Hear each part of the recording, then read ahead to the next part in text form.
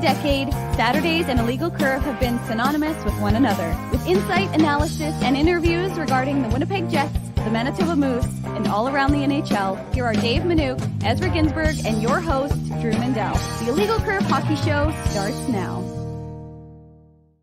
All righty, mere hours after the Illegal Curve Postgame Show has ended, the Illegal Curve Hockey Show starts now. Along with Ezra Ginsburg, Dave M. going to join us momentarily.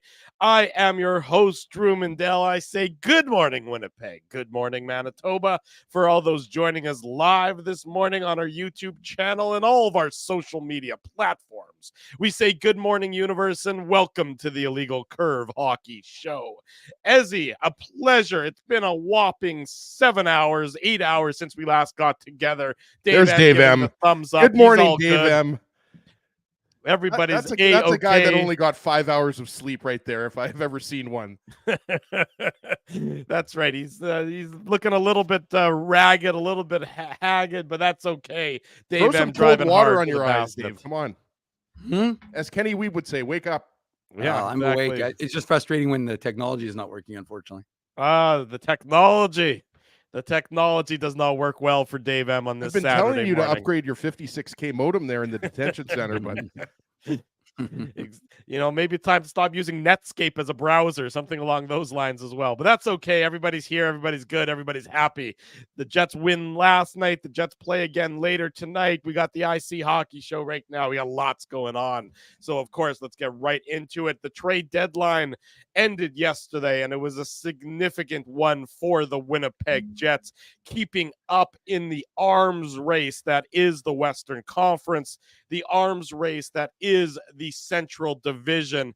I guess we touched on it briefly on last night's post-game show, but because it was quarter to one, we saved most of it for this morning. Toffoli is a member of the Winnipeg Jets. Colin Miller is a member of the Winnipeg Jets. And going the other way, we're absolutely zero Jets prospects, draft picks for each of those trades. Ezzy, I'll start with you. If you had to give a grade to the performance that Kevin Cheveldayoff pulled off, the trades that he pulled off, what grade are you giving Kevin Cheveldayoff for the trade deadline moves? You can include the Monahan deal in there as well if you want to look at it from the larger perspective as opposed to just the yesterday perspective. Chevy gets an A, and if you're not giving Chevy an A, then you just don't know what you're talking about. And I'm glad that you included the Sean Monahan trade, guys, because I think when you look at what teams are doing prior to the deadline, you can't just look at what they did on Friday, right? Especially Especially when you're talking about the Vegas Golden Knights or the Colorado Avalanche. Obviously, Hurdle was the big one for the Golden Knights yesterday. We got to give Bob McKenzie a shout out here, okay, guys? He's obviously the Bob father. He's the GOAT. But the fact that he dropped that trade towards the end, what was that, 5 minutes before the trade deadline, and then just dropped the mic and then went back to, his mansion to drink Bobby margaritas. That was just incredible. I just got to give a shout out to the Bob father. That was incredible. But you have to factor in the Sean Monahan trade. Obviously, the big acquisition yesterday for the Jets was Tyler Toffoli. And we know his Stanley Cup pedigree.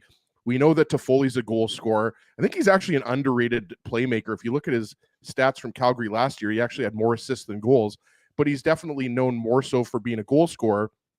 But if you look at his stats and kind of Mike Kelly, give him a shout out. We've had him on the show before, not for a while, but he gets his stats from, I believe it's called Sports Logic. And Toffoli scores all of his goals in the slot. That's where he's made, his career, scoring goals. Kind of similar to Sean Monahan. I was going to say same thing. Exactly. So Monahan and Toffoli, Dave M mentioned this on Twitter. They played together for the Ottawa 67s, plural. They played together a little bit with the Calgary Flames. Not that much. I think it was because he was traded to the Montreal Canadiens. But so Toffoli and Monahan have some history there. And then obviously Toffoli's played with some of the LA Kings, right? Alex Iafallo, Gabe Velarde. I'm not sure if Kupari was one of those guys because he probably wasn't in the NHL yet, but I love the acquisition. I give Toffoli an A+ because he was one of the most talented forwards available on the trade market. And now the Jets have him. And the Jets are already arguably a top 5 team in the league. And now they add in a fantastic goal scorer. And now what that does is that pushes a guy like Alex Iafallo down to the 4th line. Maybe it pushes Alex Iafallo out of the lineup. Dave, maybe Cole Perfetti is on the fourth line. I'm sure we're going to get into that. It's really hard to say right now what that fourth line is going to look like, guys, because if you think about it, Vlad Nemesnikov and Cole Perfetti had a lot of success on the Jets' second line. So I could see Barron, Nemesnikov, Perfetti being your fourth line. Then where does that leave Alex Iafallo? Does Mason Appleton stay on the third line? Does Iafallo go to the third line? Appleton goes to the fourth line? These are all good problems to have. I was thinking about this, and I'm confident in saying this. Before we went to air, I was thinking, should I say this?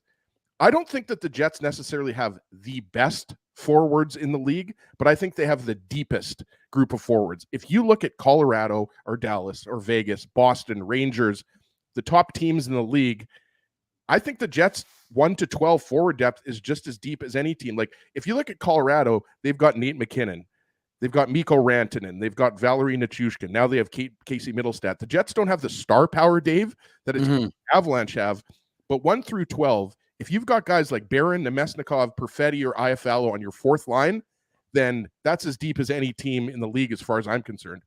Yeah, and when you're talking about depth, you look at I would say that this is the deepest Jets team we've ever seen. Obviously absolutely. At forward. I mean, obviously not as good as the 17-18 team defensively. But yeah, I don't think there's any question, Ezzy, that this team they've got that depth. When you can have, like, think about it, Vlad Nemesnikov at one point was your second line center. And we were all like, well, okay, he can be there, but is that really ideal? No, it's not.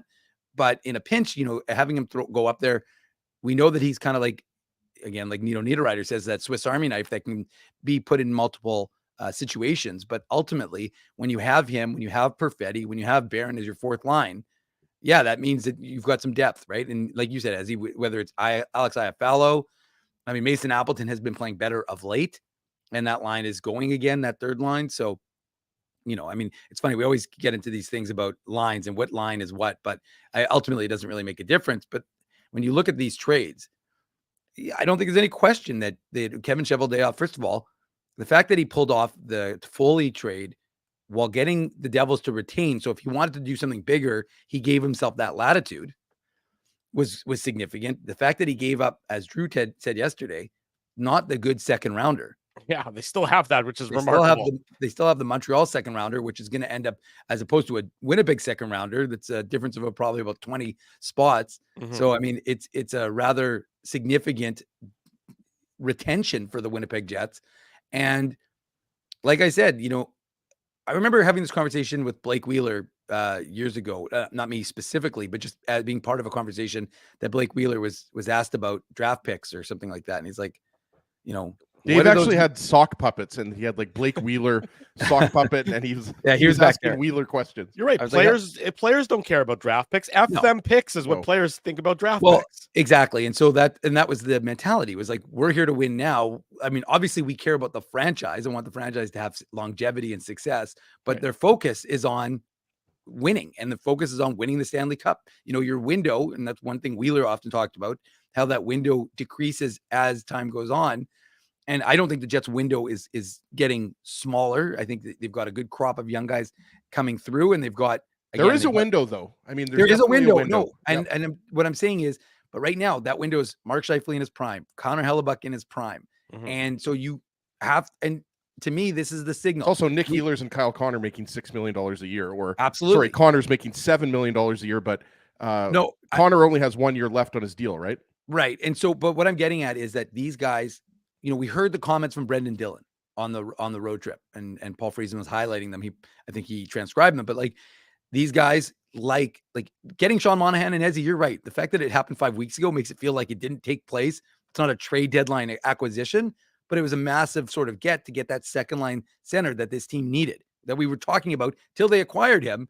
We were talking that this team doesn't have a second line center, and you're trying to fit all these guys into those spaces. Cole Perfetti, maybe he can be it. Gabriel Velarde, maybe he can be it. Vlad Nemesnikov, maybe he can be it. Well, there's no question that Sean Monahan can be it. And then you go out and you acquire, what's the one thing that line seemed to be missing? A right winger. A strong right winger. Yeah. And so you add a guy who's going to produce the way Tyler Toffoli will. That to me signals to your group, listen, I believe in you.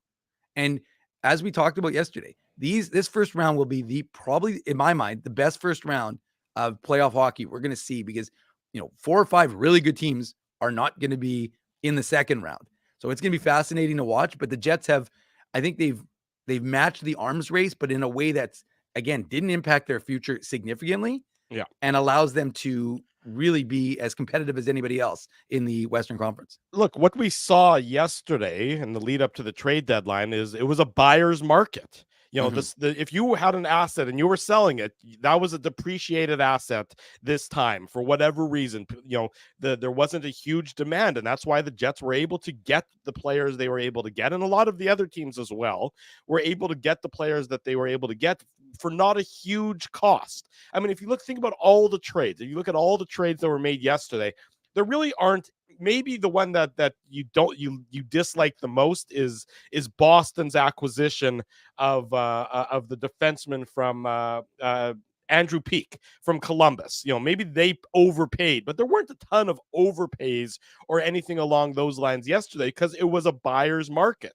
So you were able to get quality players without having to really take players off your roster. The fact that Jets were able to acquire the guys they were able to acquire, albeit rentals, so rentals and not guys with term, and they didn't have to give up, you know, their biggest remaining asset, which was Montreal's second round pick, and they didn't have to give up any of their young prospects, and they didn't have to touch their future to, you know, more to speak of in any significant way or shape or form, speaks to just how much of a buyer's market it was. And Kevin Cheveldayoff did what he needed to do.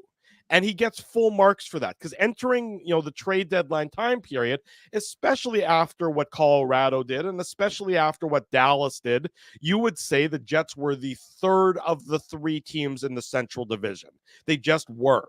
So what does he do? He goes out and he addresses those holes. He improves the team. And now you can't tell me there's a significant difference between the Jets, the Avalanche, and the Dallas Stars in terms of who's the favorite to move on come Stanley Cup playoff. There hasn't been all year long. And I agree with you guys. Like, Chevy gave up draft picks, 2025 draft picks, 2026 draft picks. Yeah. These guys are rentals. Who cares about 2026? No, but these are rentals, though. I mean, that is I mean, look, everything is good here. I'm not going to pour cold water on this, but I mean, the reality of both Toffoli and Monahan signing, I think, is slim.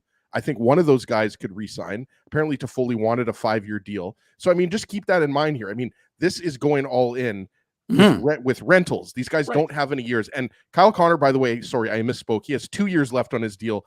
Ehlers has 1 year left on his deal. So for me, the window for the Jets to win is probably 2 to 3 years, guys, right? Like with this group, yes, exactly, with this group, because we don't know what the future holds, right? Ehlers and Connor, and what I mean by that is Ehlers and Connor are going to get big pay bumps. Like, I have no idea what Connor's going to get or what Ehlers is going to get. It's going to be more than they currently make. You got to think that these guys are going to look for a big payday here, whether it's with the Jets or another team. So, but I agree with you, Drew. Like, you're fine, and you were already all in at the beginning of the season, and then you were really all in when you acquired Sean Monahan, and so you're just continuing to be all in by giving up all these draft picks. I mean, if the Jets win a Stanley Cup, nobody's going to care about the 2025 second round pick, whoever that is. Banners fly forever, but you know the every move the Jets made. Yeah, thank you, Ezzy. Every move the Jets made is logical, and it improves the team. That's what I mean. It was just, you could sit back and say, yes, that makes perfect sense. Yes, you went out and you addressed what you needed to address. The Jets improved their top 6. And now, if you're talking, as you mentioned, Ezzy, if your fourth line is some variety of Nemesnikov, Iafallo, Barron, Perfetti, whatever it looks like, well, I mean, talk about a fourth line. I mean, the 2 of those guys were on your second line. Two of those guys were on your second line to start the season. Yeah. I mean, think about that. Think about and it's not like you're diminishing those guys because they haven't really performed, albeit in Perfetti's case, you know, there's been some hiccups lately. That's your fourth line because you've improved your entire roster so dramatically. That's not a fourth line. You basically are trotting out there, two, you know, a 1A line with, you know, a 1B line and then 2 second lines. Yeah. I mean, that's what your forward group is. You could make an argument, Drew, that whatever line Ehlers is on is your number 1 line, right? Sure. Just based on his impact. So you're absolutely right. Now that they have Tyler Toffoli and Sean Monahan, and with Gabe Velarde back, Dave, You have a 1A and a 1B. You have one of the best third lines in the league. Which isn't even a third line, which is really, Right. I mean, as good as a second line, the way that it's been playing shutdown hockey. And I was just going to add the thought that, you know, and as he's not wrong when what he says, you've acquired rentals and you've lost future capital. But ultimately, I mean, I think, and it goes back to that window idea that really this is impacting, it's going to sound crazy, but this is like the 2029 Jets team, 2030 Jets team, where you would expect those second and third rounders to start maybe having some sort of impact. And my point is if that they make it to the league, which is a huge if when you're talking about third and fourth round picks. No, I'm not, but that doesn't matter. The point is that that's what you're supposed to repopulate your farm team with, and that's what's supposed to ultimately maybe get to your NHL team. That's why, sorry, Dave, to quickly go back to you here. That's why having guys like Rutger McGroarty, who's ready to step into the NHL, Brad Lambert, who's ready to step into the NHL pretty soon, Nikita Chibrikov. I mean, you would know better than I would. Salamonson is the. I mean, I don't know if you saw his goal. Well, Salamonson's going to play in the AHL, I imagine, before he comes to the Jets. I think so too. I would agree so, but I mean, I'm talking about guys that can step in next year. Yeah, well, I mean, I don't think Salamonson's that far away, to be honest. No, Salamonson's excellent, and the things he's doing in Sweden are unbelievable. But my point I'm making is that we're not talking about next year, the year after that. We're talking about years from now. Yeah. Like think again, just remember, right? You've got guys from your 5 years ago, guys from your 2019 draft who are still trying to make that jump, right? And get into that NHL team, or the 2020 draft, and it's 4 years later. So my point is that guys from 25, 26, that's 2030. So ultimately, if you're the Winnipeg Jets and things are not gone well in this window, let's say it's like, as he says, it's a 2, 3, 4 year window, especially with that influx of young, forward talent. And Dave, what I meant was 2 years at least after this year. No, I understand. I'm including this year because of the uncertainty with Connor and Ehlers' contracts. Look, the Jets window could be 5 years after this year. You've got good prospects we talked about McGroarty, Salamonson, Lambert, Chibrikov. If you're able to supplement some of the guys that are leaving with those good young prospects, Dave, I mean, the Jets could be a contending team for 4 or 5 years. There will eventually be a drop-off. There is for every team. Look at the Calgary Flames. Look at the Pittsburgh Penguins. I mean, it's coming soon for the Tampa Bay Lightning, by the way. I think they're going to be fine for another couple of years, but it's going to come eventually for them. So it's going to happen for every team. Right. And I guess I'll just finish off the thought this way, is that if things do not go well in that window, then you trade assets, you replenish those draft picks, and again, or you get young prospects, and that's what you're going to end up having to do. And again, like I said, that's a 2030 problem when Bailey's in university. I don't think it's something that the Jets are going to have to deal with in that time frame. So it's not a near problem. And so ultimately Jets fans get to enjoy what is, a loaded forward group, a solid, I mean, we talked about yesterday, it wasn't a terribly exciting hockey game, but it was a tight, defensively sound for the most part hockey game by Winnipeg Jets hockey. That's how Rick Bowness wants the team to look. He wants the team to be stifling when it comes to the center of the ice, and Seattle couldn't get anywhere near the Jets net, particularly in the third period. That is a carbon copy of what the Winnipeg Jets looked like when they were playing, the Boston Bruins at home in December, and Boston was just, hamstrung by the Winnipeg Jets and the Jets skill set at keeping them everything to the outside. That's what the Jets looked like yesterday. I want to spend the next 10 minutes or so. Murat's going to join us at the bottom of the hour talking about the Colin Miller acquisition, because all the attention has been on Tyler Toffoli, and rightfully so, because he certainly is a perfect fit for what the Jets needed in that second line right wing slot, where whoever he plays with, he's going to slot into the Jets' top six. I think Colin Miller, if you look at the defense that were out there, the UFA defensemen, the rental defensemen that were out there, Colin Miller to me just seems like a seamless fit for the Winnipeg Jets as well. I mean, he's not flashy, but he's effective. I think he's better than his reputation or his name garners him. He's been effective at most every stop he's played in. He's been in a bit of an insulated role in New Jersey, but he's possession positive. He's expected goals positive when he's on the ice. To me, you just plop him in there, and is he a prototypical top 4 right side defenseman? No, probably not. but I don't know that the Jets had one, and I don't know that there was one available. And given the options that were out there, I'd say that Colin Miller is as good as a rental that there was on the free agency market. Once Sean Walker wasn't an option for the Jets, has he? Yeah, Miller's good. I mean, he's an above average third pairing defenseman. I don't think you would say that he's an above average second pairing defenseman, but the thing is, he has been very solid throughout his career in whichever role he needs to play, right? Like, he's the type of guy that I think he's almost like, the way I would compare Colin Miller is like, he's almost like Dylan DeMello, but better offensively. Like, earlier in his career, I want to say he had like a 35 or 40 point season with the Vegas Golden Knights. I mean, offensively, he was not having a great year. I think it was like 44 points, actually. Yeah. So, I mean, he's got offensive ability. Yeah. 41 points is his career high with the Golden Knights back in 17-18. Right. So he's got offensive ability. He's got a really good shot. Yeah. I don't know that he's necessarily going to play power play on the Jets, but he's a good, solid defenseman. And yes, we could have that argument, whether he's better than Neil Pionk. The numbers certainly suggest he is better than Neil Pionk. So he could play with Brendan Dillon on that second pair. He could also play with Dylan Samberg on the third pair. But I think it goes back to what we were talking about on last night's postgame show. What this does is this pushes Logan Stanley down the lineup, and it just makes the overall depth of the Jets defense better. So yes, Miller is a good player. I mean, he's an above average defenseman. Like I said, whether he plays on the third pair or the second pair, it's going to make the Jets' top six defense better. Yes. Right. So yes, I mean, Jacob Chychrun, you can't compare the apples and oranges. You can't compare Colin Miller to Jacob Chychrun. You can't compare Colin Miller to Chris Tanev. I mean, Chris Tanev is a better defenseman. He's like Drew said, he's a prototypical shutdown defenseman, Dave. But yeah, Colin Miller was a very, I think, quietly really solid add by Chevy. I mean, he obviously knows him very well. Just played for the Dallas Stars last year in their top six. Stars are a good hockey team. So if you're hanging in there in the Dallas Stars top six, Dave, that shows you that you're a pretty good defenseman. So yeah, I like the Miller acquisition, and it'll be interesting to see, does Bonus start him with Dylan or with Dylan Samberg, or what happens there? Because obviously somebody's going to come out of the lineup, and obviously Nate Schmidt is, the likely candidate.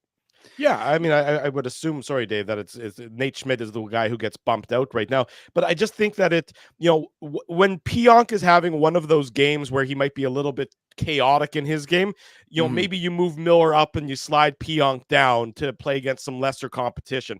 I mean, Neil Pionk isn't a second pair right side defenseman just because there's so much chaos in his game. But if you give him softer minutes, on a third pair, then I think you're a lot more, you're willing to accept that a lot more. It's a lot more. And Pionk and Samberg have played together, right? And they've been solid together. So I agree with you, Drew. I do think Colin Miller is going to end up being paired with Brendan Dillon.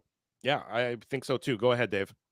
No, I was just going to say, Bob asked if the Jets have to waiver anybody or send anyone down to the Moose. The roster size limits are eliminated once the trade deadline hits. So 23-man roster, no longer. The only thing you have to do is be cap compliant, which the Jets are. So, and of course, now they're into the only allowed 4 recalls before the end of the season. So that's something of course, teams get around that because they make emergency recalls. That's right. So there's a difference between emergency recalls and regular recalls. You're allowed 4 regular recalls.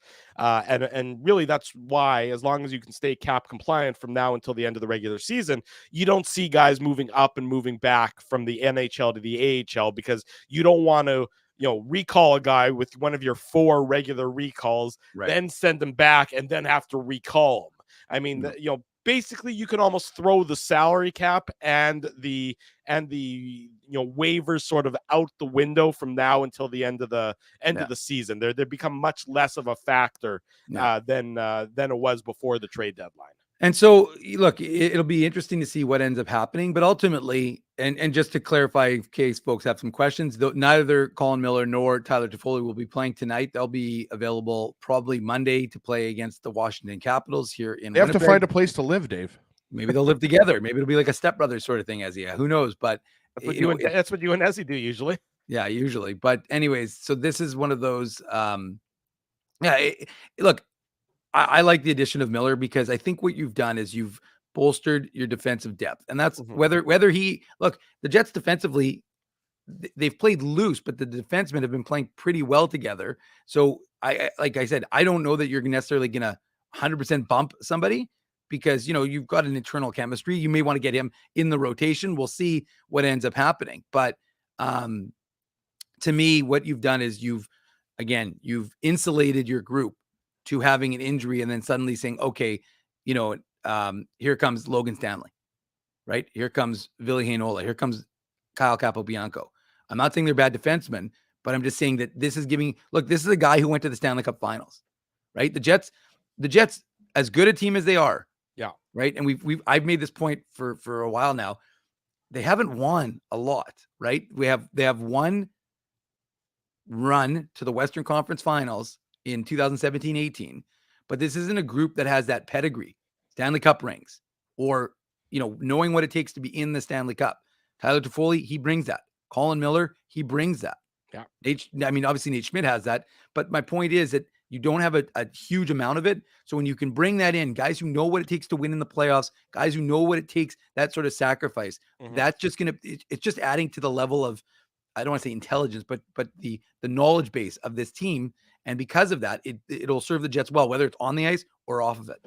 88 career playoff games for Tyler Toffoli, 40 career playoff games for Colin Miller. They know how to play come April, May, June, and now they're going to do their wares and showcase their wares for the Winnipeg Jets moving forward.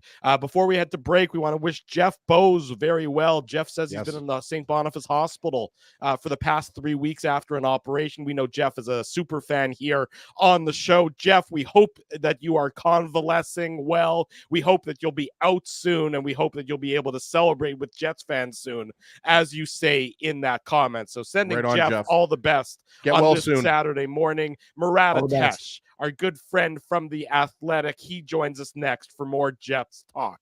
Drew Mindell, Dave Minuk, Ezra Ginsburg with you. It's Saturday morning. It's the Illegal Curve Hockey Show. Keeping Winnipeg laughing for over 30 years. Rumors, Canada's longest-running comedy club, bringing you the biggest laughs from the best comedians on the planet. Jerry Seinfeld, Chris Rock, Jon Stewart, Dennis Miller, Brad Garrett, the greats, and all the up-and-comers too. When was the last time you laughed out loud? Make it a great night out with friends, or book your office or birthday party. Even a fundraising event at Rumors. Get all the details and dates on upcoming shows at rumorscomedyclub.com. Whoa, Ezzy, everything okay? You look stressed. Of course I'm stressed. We're moving, the house is upside down, the kids failed miserably at packing the fine china, and my life is in chaos. Chaos! Yes, that does sound like a problem. What am I going to do? Ezzy, relax. Rolly's Transfer Moving and Storage is the answer. With 60 years of experience in moving Manitobans and a track record of exemplary customer service, one call to Rolly's and your stress is gone. No job is too big or too small. Just visit Rollies.com and they will take it from there. Thanks, Dave, and thank you, Rollies Transfer Moving and Storage, online at Rollies.com. Hey, Drew. Ezzy, whoa, what a smile! Yeah, I got my crowns done at Linden Market Dental Center, and they whiten my teeth. I see. They're so bright that every time I smile, they go... We have hockey tonight. Do you have a mouth guard to protect those pearly whites? I sure do. Whoa, they even ting through the mouth guard. Linden Market Dental Center covers all your dental needs, from restorative to cosmetic dentistry, and will fit you with a sports guard for that active lifestyle. 877 Waverly. See lindenmarketdental.com. Boston Pizza harnessed Fanalytics to test if the game is better at home or at Boston Pizza. The results are irrefutable. Catch the game at Boston Pizza, powered by Fanalytics. We did it again! You're on fire, man. There's power in a handshake after a great game or great deal. It shows professionalism and respect. Two qualities Zappia Group Realty take pride in. You don't build a business where 95% of your clients are referred by others without honesty, integrity, and total dedication to client satisfaction. To sell your home for more in less time, shake hands with Frank and Mauro Zappia of Zappia Group Realty. Get started at ZappiaGroup.com.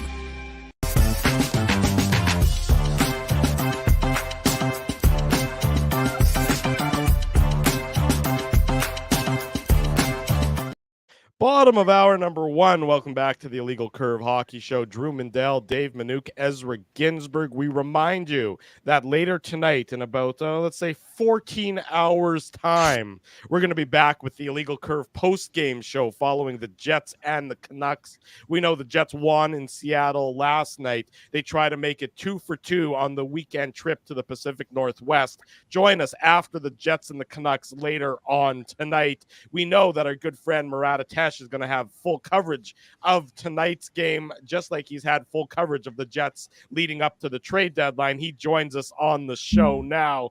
Murat, on behalf of Illegal Curve, a wholly owned subsidiary of the Koch brothers, we would like to apologize on behalf of Dave Minuk for neglecting to post your article in this morning's Illegal Curve morning papers. Dave M., apologize and grovel at the feet of Murat. Well, I don't know what you're talking about. There was the article that Murat did with Chris Johnston is in the papers, as is the one that was Eric.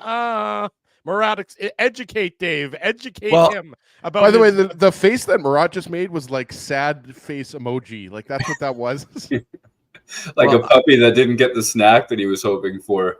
No, Dave, I got another one. At about five this morning, I put together the inside how the Winnipeg Jets became a Stanley Cup contender again.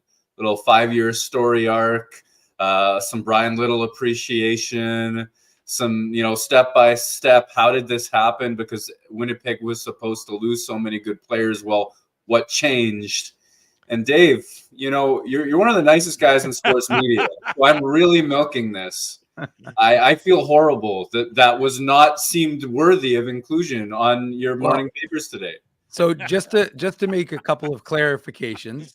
First of all, it goes to show you what a terrible person Drew Mindell is, both for bringing this up and for recognizing that it wasn't in the morning papers, although I appreciate that Drew read them because I wasn't aware that he did. No, I didn't read the morning papers. No. Murat tweeted at you. Murat tweeted at us. I woke up this morning and I saw Murat's tweet saying that he felt underappreciated. He felt that he was missing the love.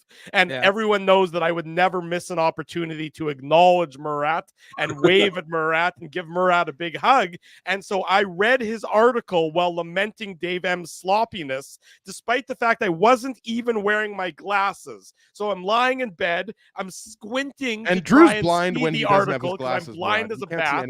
And I read the beautiful prose that Murat put together and the insightful analysis, and I'm thinking, Dave M. left this out of the morning papers for shame. Dave M. for shame. Well, I guess that's I'll own the shame. I deserve the shame, I guess, because I was not aware. As Murat knows, I like to post his stuff whenever I get it and get an opportunity to do so. So I'm excited to read that article. Let's forget all this other stuff. I want to read that article while Murat is on the show. So it will make sure that it makes the morning papers. And even if I do an afternoon links, I promise you it will be in that as well. There you go. You guys got to understand what a great honor it is to be featured. So, these are things that hit me right here, Thank you. I had to get that off my chest. Murat, good morning. Nice of you to join us despite Dave's shortcomings. Whistleblower Mindell over here. Obviously, to talk about the trade deadline, talk about the Jets' performance last night, the Jets moving forward. I guess we'll start with that article, and you highlighted it and you referenced it, and it's not the first time you've done so, but just the fact that Brian Little played such a huge role in allowing the Jets to be able to make the moves that they made last night to improve themselves and put themselves right again at the top of the list of contenders for when the Stanley Cup playoff run begins. Sort of, for those in our audience who might not be fully aware, how does Brian Little, a guy who hasn't played hockey for the Winnipeg Jets in over 5 years now, how does he deserve the credit for this? Yeah, there are two things I like in a good sports story. One is when a small, seemingly, insignificant decision or move ends up paying off with huge dividends down the line. I'm a big fan of that. Another thing I'm a big fan of is just the idea that from whatever chair you have, whatever role you have, that you're willing to give all of yourself to the team that you're playing for. And, whether that's us in the media, whether that's the actual competitive locker room stuff. Brian Little gave himself for 843 games of Winnipeg Jet hockey. When that unfortunately was stopped with the errant puck to the head, well, he wasn't able to continue with the Jets. So his contract continued. It still continues on until this summer. It goes on. Winnipeg, while Brian Little was still on the team, had to use long-term injured reserve, which is, a little bit of salary cap nuance, which essentially takes away an ability that teams have to stay under the cap limit. And every day that they stay under the cap maximum, they're able to build up cap space that they can use later. That's a good advantage to have at the trade deadline. Winnipeg wasn't able to have that for seasons under Brian Little with LTIR using that particular cap wrinkle. So 2022, in one of the least publicized trades that Kevin Cheveldayoff will ever make, he asks Brian Little if he's willing to waive his no trade clause to be sent to the Arizona Coyotes. And of course, he's not going to play hockey for the Arizona Coyotes. Unfortunately, those days are done. But Brian Little says, yeah, absolutely, I'll do that. I'll waive my no trade clause. Winnipeg was able to pull off that trade.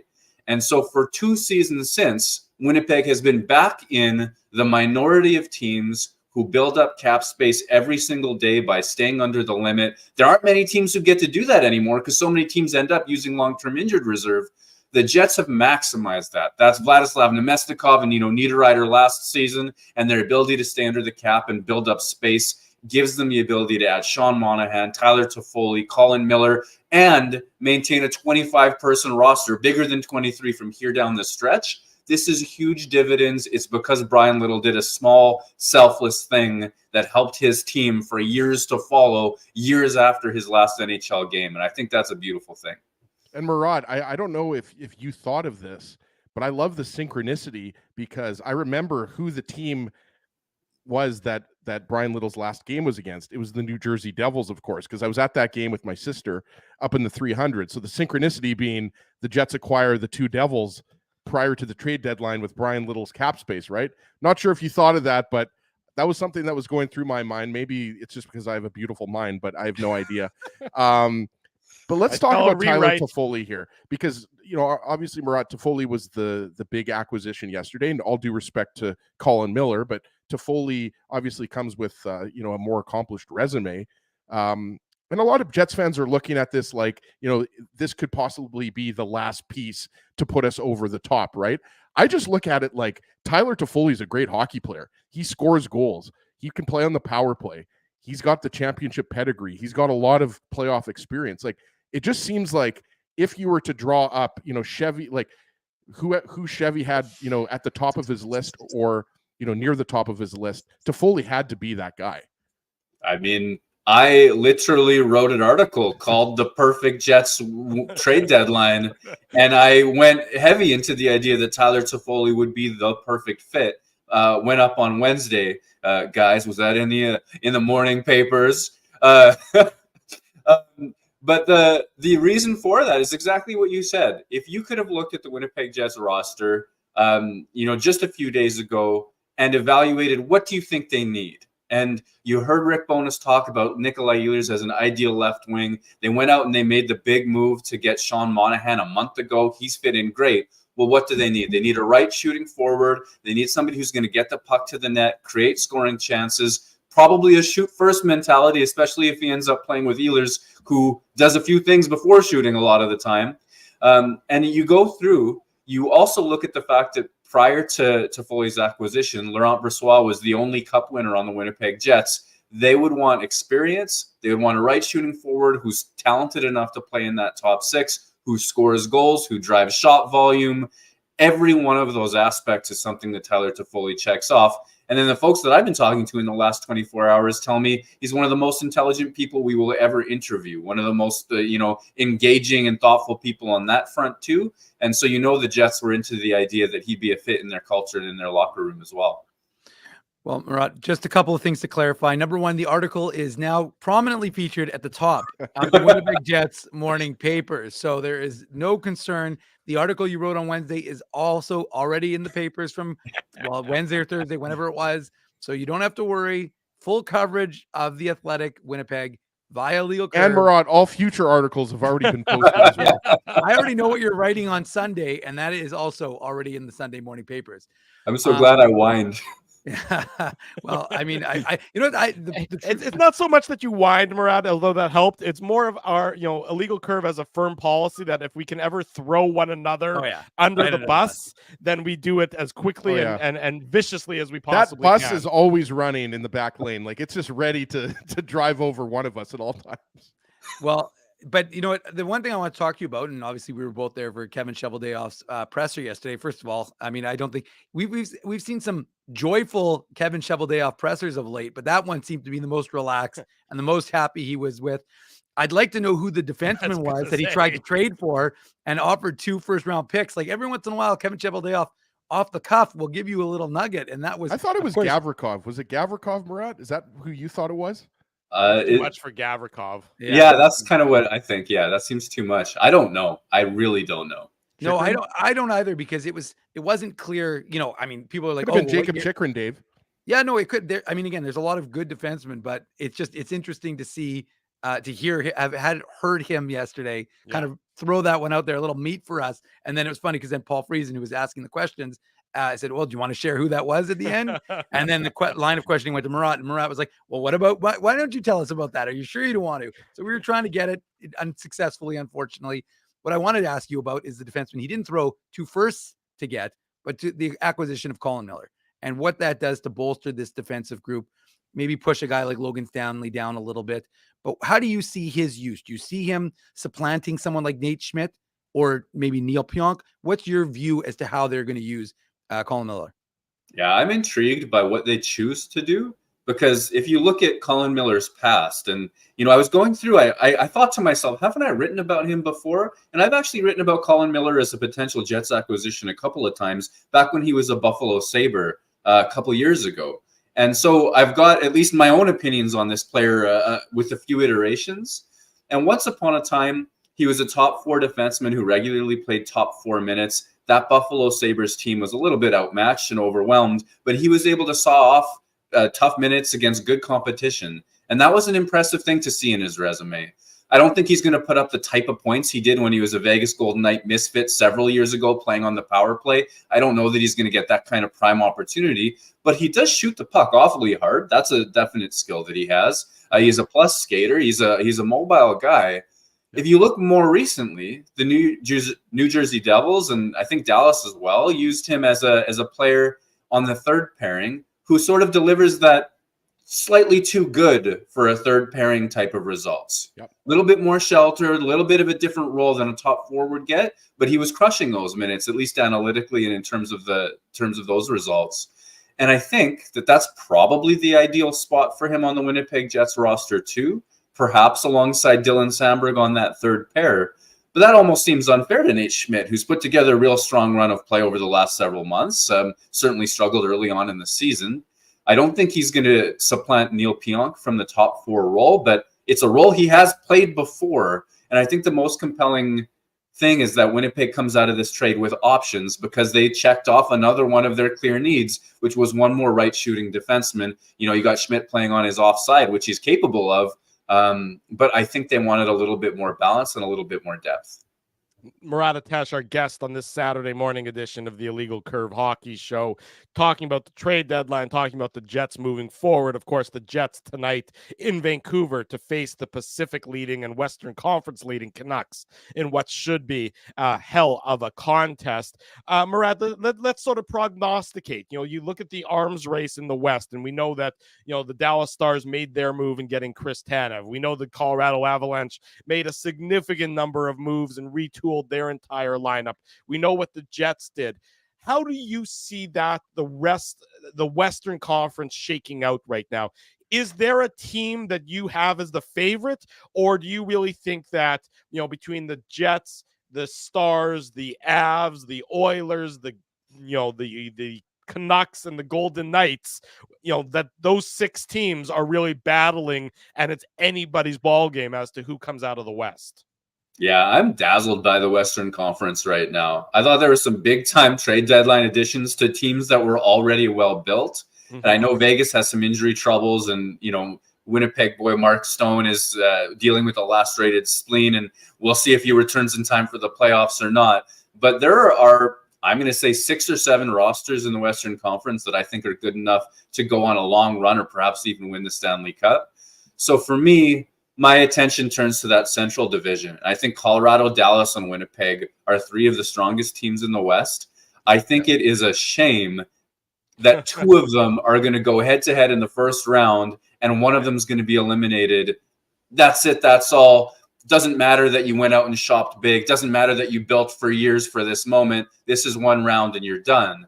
So I think the most important thing Winnipeg can do is compete and aim for the top spot in the Central Division. Ideally get a wild card opponent.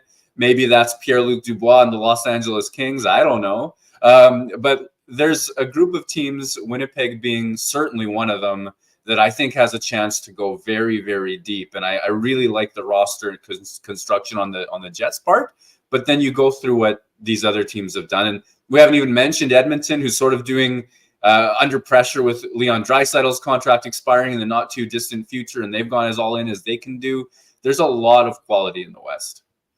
I want to ask you about something to do with the Oilers. I want to go back to Tyler Toffoli for a second, because before we went on air today, I almost said that, it's almost like, Chevy keeps doing this, and it's like GMs haven't seen his track record. And what I'm talking about is you don't have to give up that 2024 second-round pick. You didn't have to obviously give up a first-round pick to get Toffoli. And I'm bringing it back to the Oilers here, Murad. They had to give up a first-round pick to bring in Adam Henrique, right? So, to me, that just shows you, when just comparing the Henrique return, and obviously Carrick was involved as well, but it just shows you how savvy Chevy is in his moves. Yes, he's made some bad moves. They all haven't been home runs, but when you look at the Pierre-Luc Dubois return and you look at the Monahan trade, the Toffoli trade, you haven't given up anybody off your roster or any prospects.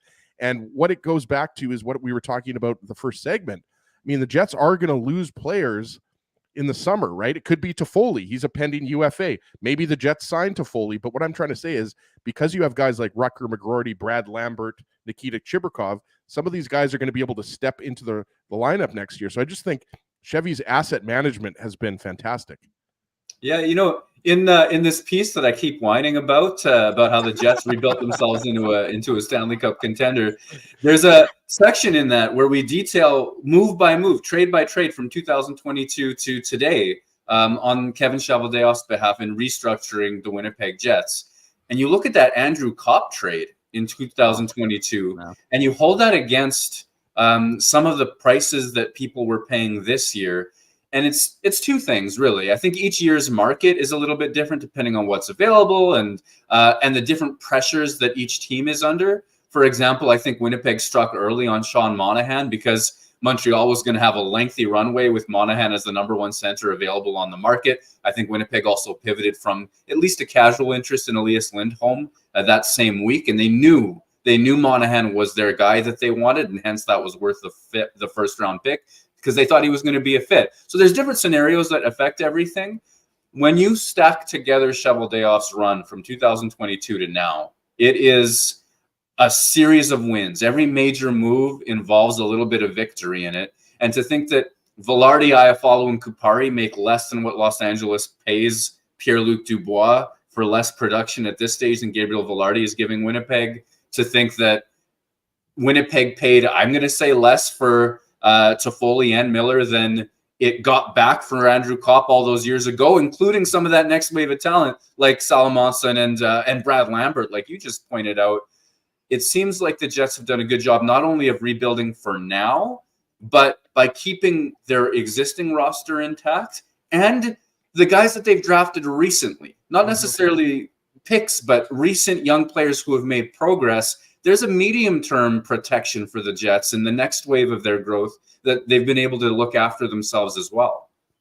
Yeah, and we were talking about that before you came on. And we said, look, ultimately, if you need to, these picks that you're dealing away really are impacting you for 2029, 2030. They're not impacting you for the next 2, 3, 4 years, because those guys are still a ways away. So it doesn't hamper you to the same degree as perhaps, it would have been if you traded away Brad Lambert or Elias Salamonson or one of those kind of upper echelon guys. Murat, it's funny because from my perspective, just listen, and I don't know about yours, but we talked about this on the postgame show and then afterwards. How did you take the Gabriel Velarde situation? Did you think that was a little bit of gamesmanship by the Jets in order to try and keep their costs potentially down? Because that's the way I saw it. When we kept hearing things when Rick Bowness told us on Tuesday morning that he'd have an update for Gabriel Velarde on Friday, even though he was, in theory, there was a scheduled practice Wednesday and they had a practice scheduled for Thursday in Seattle. Did you think there was some, trying to maybe not allow, again, we don't know the status. Kevin Cheveldayoff told us after that that he's in Winnipeg. He's expected to skate on Monday. But there was just a lot of uncertainty, and I wasn't sure from my perspective as to whether the Jets were using that as kind of a, let's not make it sound worse because we don't want to have to drive up our costs. Yeah, I don't know that that's the case, but I think that even if it was remotely gray for them, uncertain at all, I think that was the right way to play it. You don't want to broadcast to the NHL that your number one right wing, who you paid a big price for, is going to be out for any length of time at all, necessitating, a Tyler Toffoli type ad. He's meant to be a complimentary player, even though Toffoli scores 30 goals per 82 games. The idea is that you're cementing a roster into place, not getting desperate and replacing Velarde. And I think there is a little bit of uncertainty on the Velarde timeline. I know Rick Bowness said that he's hopeful that Velarde will get back on the ice on Monday, and then they'll see where he is at from there. I know that he said that there's an intensification of his workouts and that he's making progress, but I'm not sure that this is a next game sort of thing for Velarde. I think it might be a minute. At least it's possible for that. Mm-hmm. So if there's any concern of that at all, I do agree that it's the best way to have played it, to have just kept things a little bit close and not projected any weakness where no weakness was needed to be made clear. Murat Atesh, our guest on the Illegal Curve Hockey Show on this Saturday morning. Drew Mindell, Dave Minuk, Ezra Ginsburg with you. Murat, obviously you sit here and the Western Conference and the Central Division is just an absolute, it's a knife fight between those three teams. Of the three, and I know this might be an impossible one, which team do you see having the biggest flaws between the Jets, the Avs, and the Stars after the trade deadline? Or is it just too close to say that any of the three teams have what you would describe as a significant flaw? That is a great question. And I think that, I can't help but acknowledge a certain amount of bias because I know the Jets pretty well and I don't know those other teams as well as I could, right? Like, right. I don't have that same level of intense knowledge. I am generally leery of a team that makes as many moves as the Avalanche did. I think they got a lot of good pieces, but that seems like a substantial shift and a substantial acknowledgement that they needed some help as well. Obviously, they've got some absolutely elite players. It's not a last dance element the same way you might worry about Edmonton and Leon Draisaitl and what the contracts are going to look like in the future. But Rantanen has 1 year left on his deal after this. There is a sense of urgency with that organization as well. So I think that they're pushing a lot into competing this year and continue to be a good team. I do wonder about that. I wonder about the goaltending as well. Dallas is an interesting one for me because every time Winnipeg plays the Dallas Stars, I leave thinking to myself that Dallas is just a really excellent blend of patient, of willing to commit to its structure during the tough parts of the game, and then willing to push numbers forward and jump a second wave of D into the attack and really make teams pay for the mistakes that they make. And you know who that reminds me of is last season's Vegas Golden Knights. Right. So that's just a trait that they have in common. I don't think Dallas is as deeply built, and certainly they're relying on some electrifying youth right now. Man, it's just going to be a slugfest. I couldn't even begin to guess what the right answer to this is. I think, Murat, not that anybody cares what I think. That's why we have you on, because people care what you think. But I think that they're all right up there. I think the difference between these two teams, and just look at the points, right? Like the Jets obviously have the games in hand, but I mean, if you asked, let's say 20 hockey people or 10 hockey people, I don't know why I picked 20. I think you're probably going to get 3 people that say the Jets, 4 people that say Dallas, 3 people that say Colorado in terms of which one of those teams is the best team. And Murat, I agree with you, by the way, about the Avalanche and the moves they made. I'm actually pretty shocked they didn't get a backup goalie. Justus Annunen is currently their backup behind Georgiev. Georgiev's been fine this year, but I think that gives the Jets a huge advantage. Hellebuck and Brossoit versus Georgiev and Annunen. yes, Ottinger, I give Dallas, a lot of props for their goaltending. Scott Wedgwood is the backup, of course. But aren't you shocked they didn't go out and acquire a veteran backup? Maybe it's just me. I'm curious. I mean, I don't know if that reflects a lack of interest in that idea or a lack of enjoyment about what the prices would have been. I think Annanen's got a pair of shutouts in the last couple of weeks. Yeah, he's played well. Yeah, he's been fine. So maybe there's a sense that, hey, we believe, or maybe they're just that confident in Georgiev or the quality of their team. I don't know. But it does seem like if you're going to stack up a spot where they're a step behind Dallas and Winnipeg, to be sure, that would be it. I mean, we know in small samples that anything can happen. A bounce, a save off of a skate blade. We saw Marc-Andre Fleury do that enough times in 2018 to know that you can completely dominate a team in certain games at 5-on-5, and a goalie just getting the right piece of a skate on a puck from the slot. I'm seeing one in my mind right now, can change the flow of things, or one giveaway or one play, and all of a sudden it looks like Connor Hellebuck had a worse save percentage than LB last year, didn't he, in the first round series against Vegas? And we know that even having the best guy doesn't mean the best numbers at the end of the day. So maybe there's a little bit of that too. Rod, I'm not sure if you've heard of this guy, Rutger McGroarty, but I got to ask you about him because, we had Kenny Wiebe on recently. We asked him about Rutger. We asked Ted Wyman, sports editor of the Winnipeg Sun, about Rutger McGroarty. Like, there's a lot of excitement. I think that would almost be an understatement, Murat, because a lot of Jets fans are hoping that as soon as his season is done with the University of Michigan, he signs and then he goes right into the lineup and gets a hat trick. What is your take on what Rutger McGroarty could do for the Jets down the stretch and in the playoff run? Do you still see him just maybe getting a game or two? What do you see? Because I think people really want to hear your take on it because it's a little bit of Rutger mania here in Winnipeg. I honestly don't know if people want to hear my take on it because I think that the Rutger mania has grown a little bit out of proportion.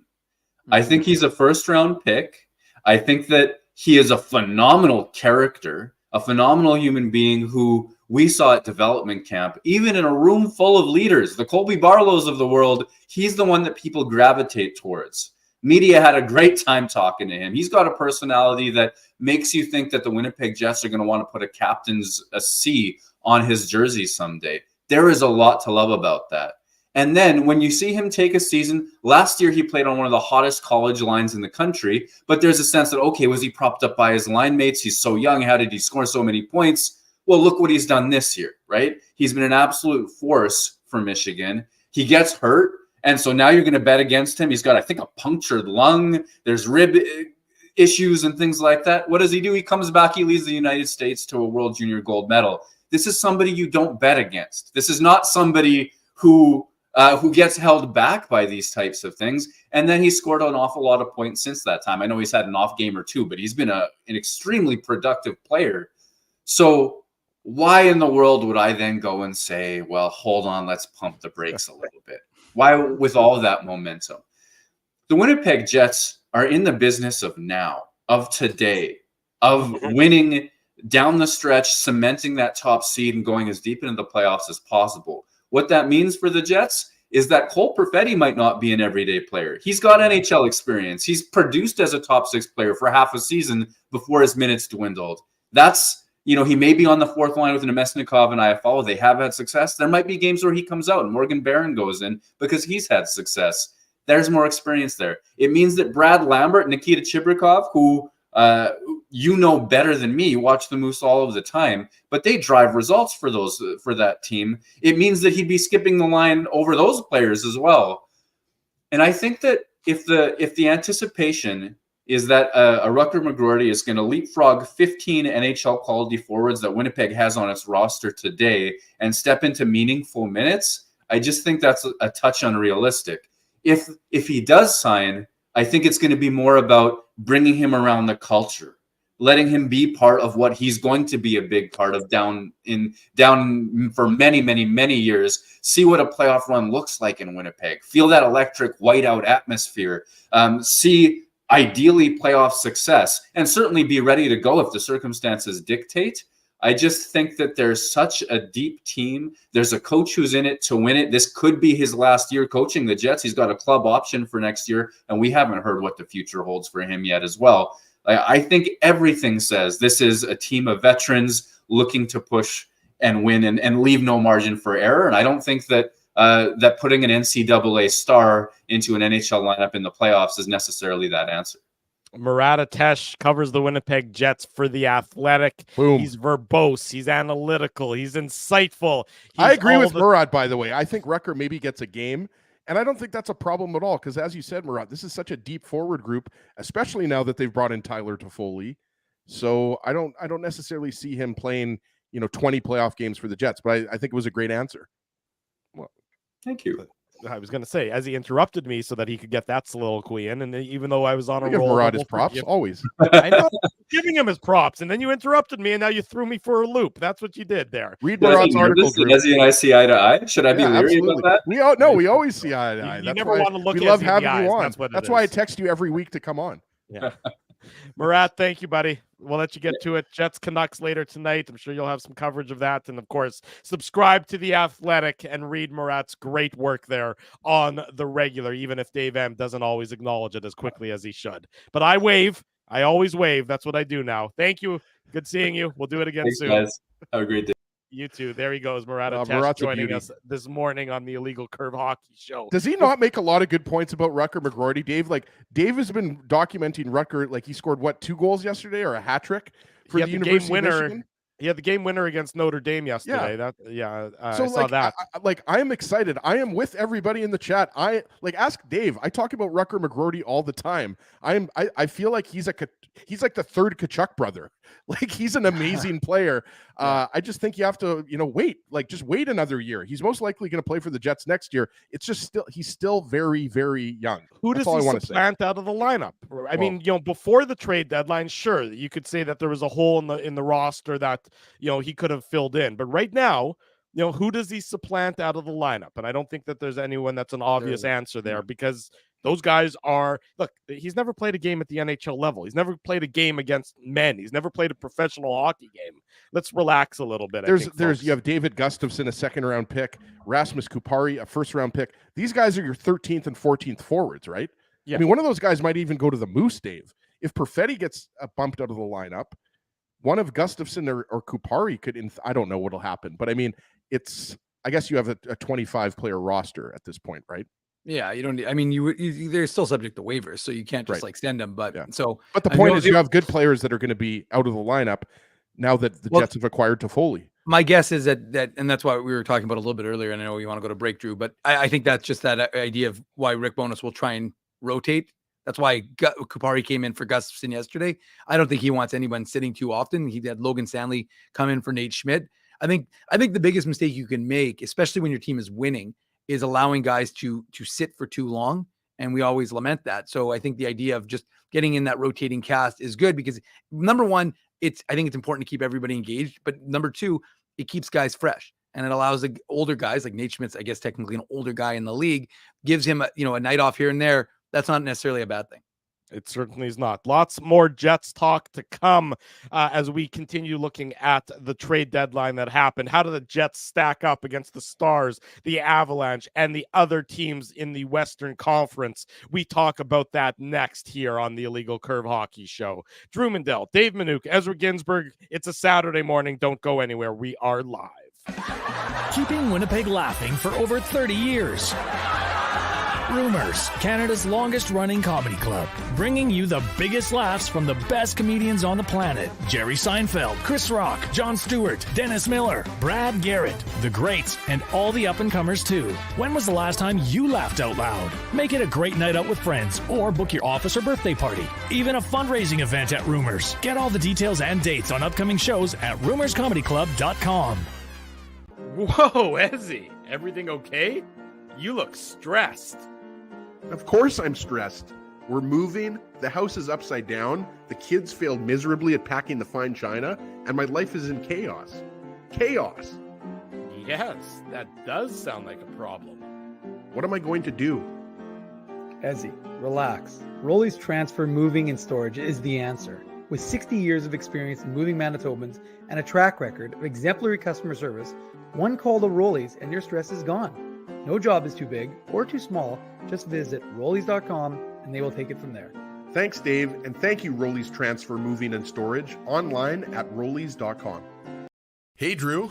Ezzy, whoa, what a smile! Yeah, I got my crowns done at Linden Market Dental Center, and they whiten my teeth. I see. They're so bright that every time I smile, they go...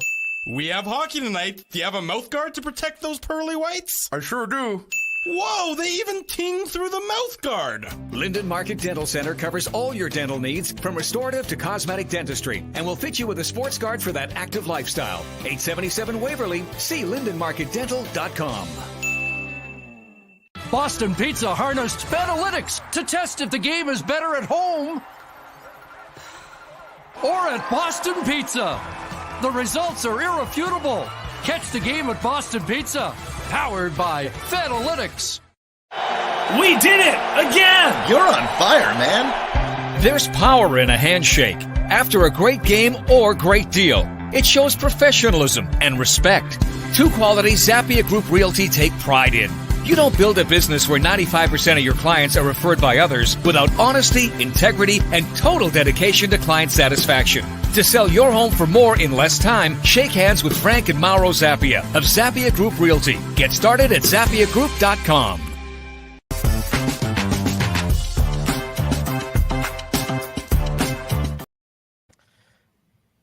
I once in high school had to write a story or an essay about an empty chair, and that just sort of jogged my memory as I look back at Dave's empty chair there, where Dave has somehow just dissolved into, I guess, a puddle of goo or something, and is now not visible on camera. I think I don't know about you, Drew, but Dave's never looked better.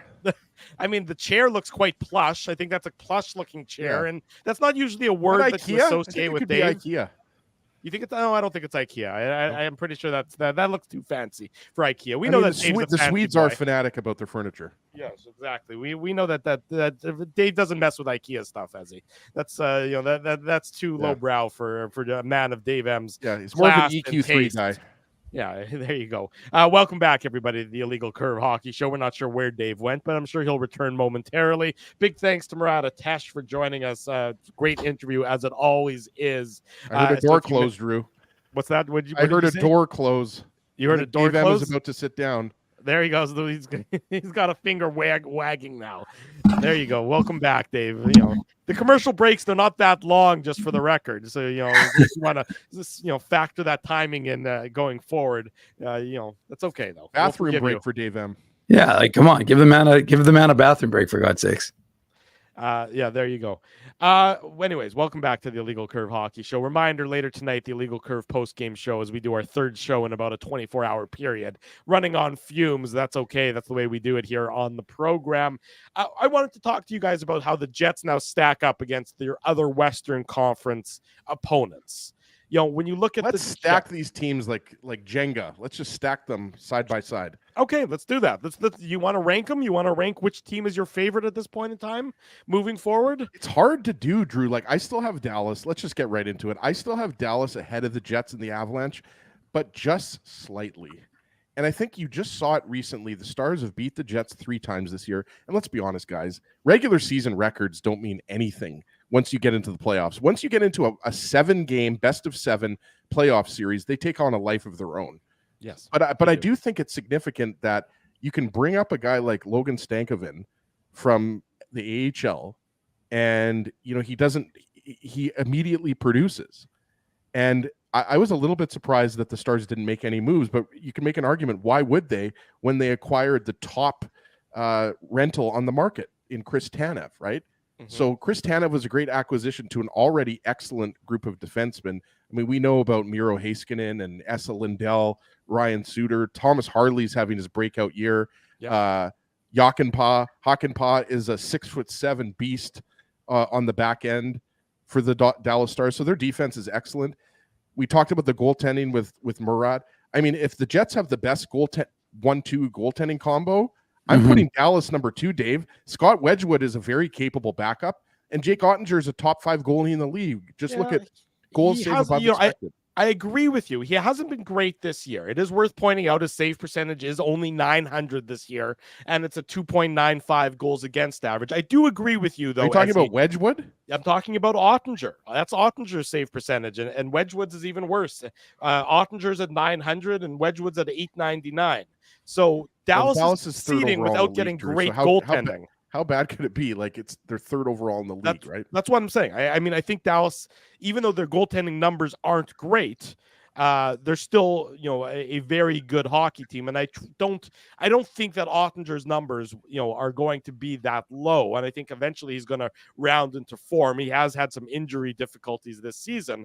So, if Hellebuyck is the best goaltender in the West, and he is in my mind, I would still put, maybe Demko is ahead of Ottinger, but Ottinger is probably pretty close to, is number 3, despite not having great numbers this season. And by the way, don't forget what Ottinger did, by the way, when against the Flames, when in that right. He was incredible playoff series.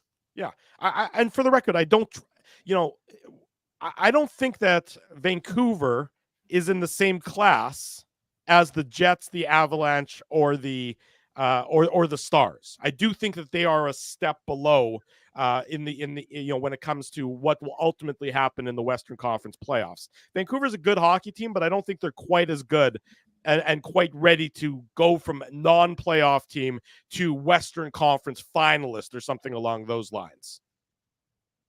Yeah, I would agree with that. And I think, when you're talking about the Golden Knights, I mean, not only were they adding for the playoff run, they were adding because they're struggling right now, right? Like some injuries on the back end. Pietrangelo and Shea Theodore are back in the lineup now.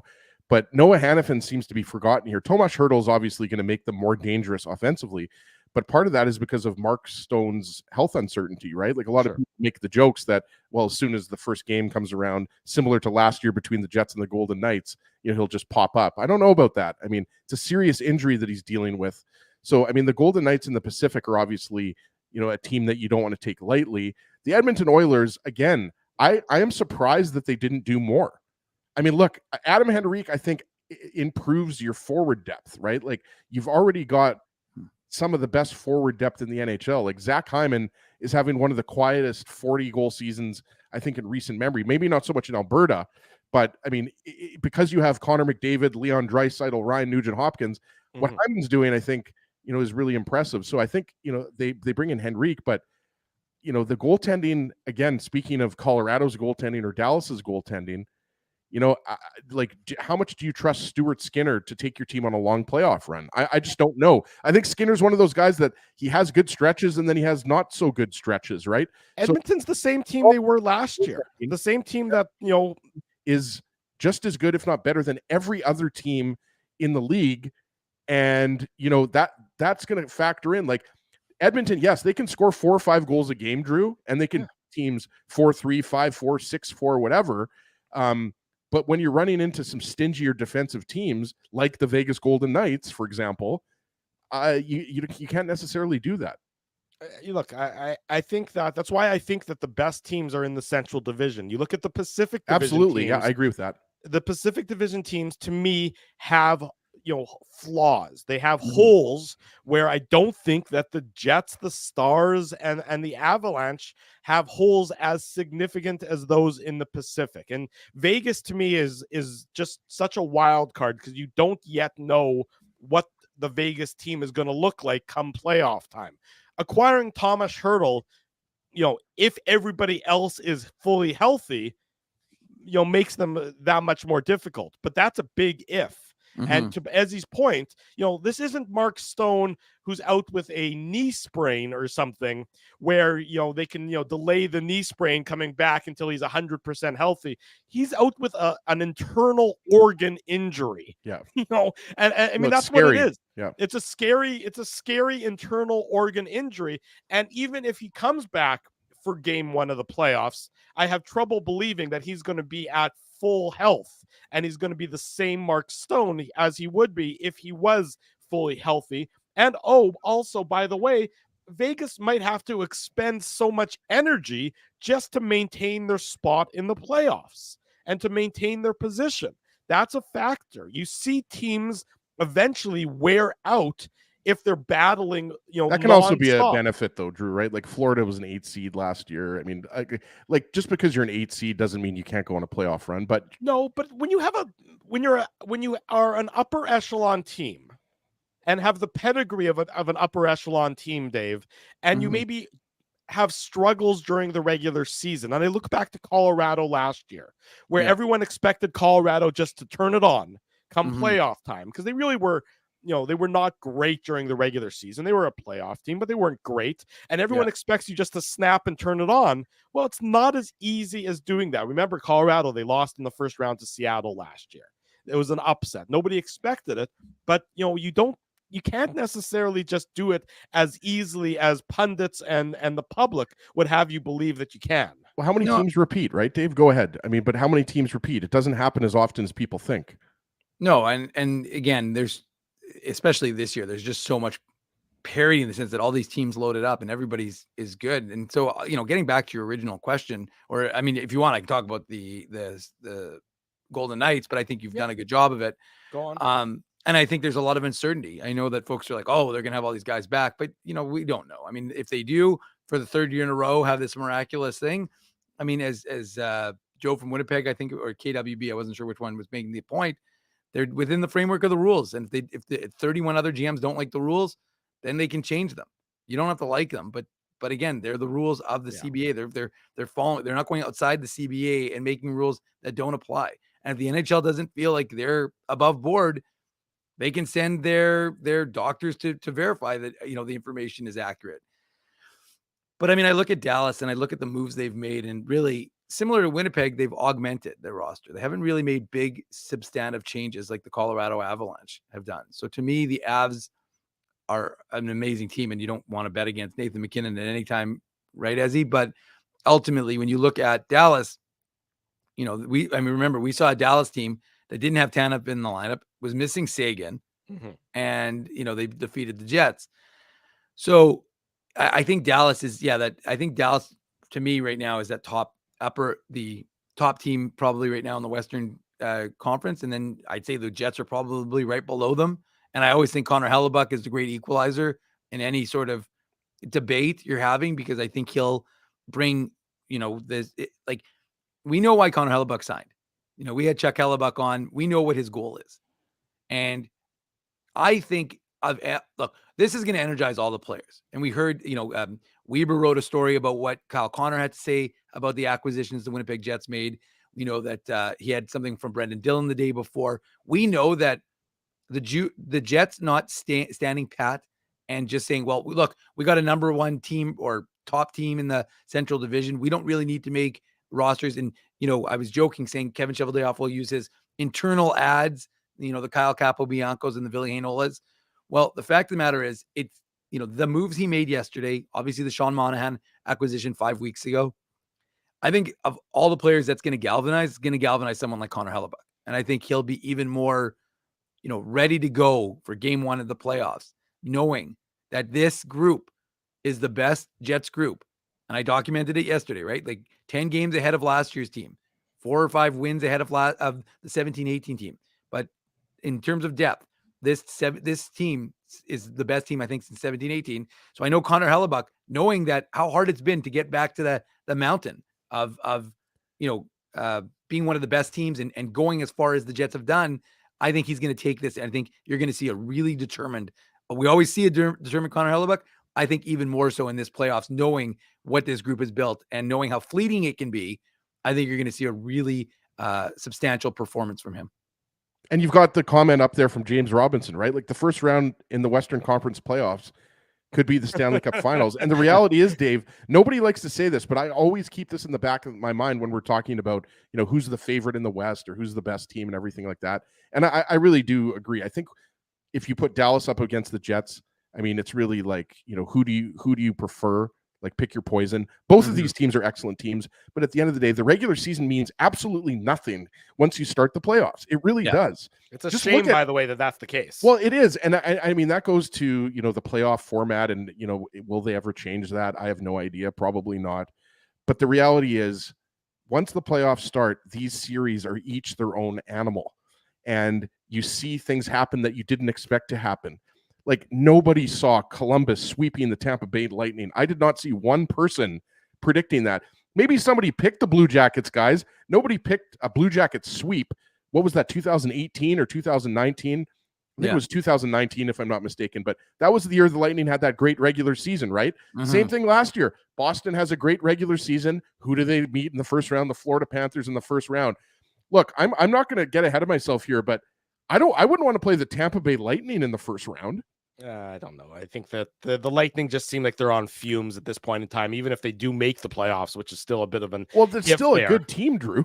Well, of course they're a good team. I mean, I like none of us know. I mean, we could sit here all day long and you could say, I think the Lightning are going to be out in the first round. You have no idea. I have no idea. Nobody. So, I mean, you can't say with confidence that the Lightning are going to be out in the first round. Any team that makes the playoffs has a chance. Right. And that's why I think that the sort of the shame of the NHL, look, the playoffs are great. Don't get me wrong. But I do think that the regular season should have more meaning than it does. You go through this grind for 82 games to finish top in your conference or top in your division. And your reward really isn't as significant as it should be. And I know that a lot of people disagree with me, and that's fine. And I've come to grips with people disagreeing with me for the vast majority of my life. But I do think that if you are the best team through 82 games, you should get something better than one extra home game and theoretically a softer opponent in the first round. And I say theoretically because oftentimes there isn't a huge gap between those teams. Now this year there might be, because I don't believe that whoever finishes in that second wild card spot is truly that dangerous of a team. But if it is the Vegas Golden Knights and all of a sudden they're healthy with Mark Stone and healthy with Thomas Hertl, well, congratulations. There's a hell of a reward for doing so well for 82 games. We digress, and that's a different issue that the NHL, refuses to deal with, and that's fine.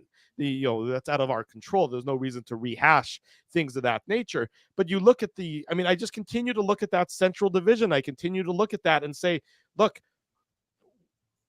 they're so close.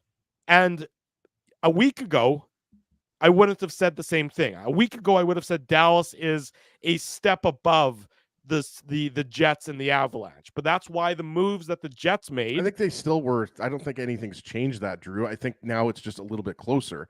I mean, look at the race all year long. It's been close all year long.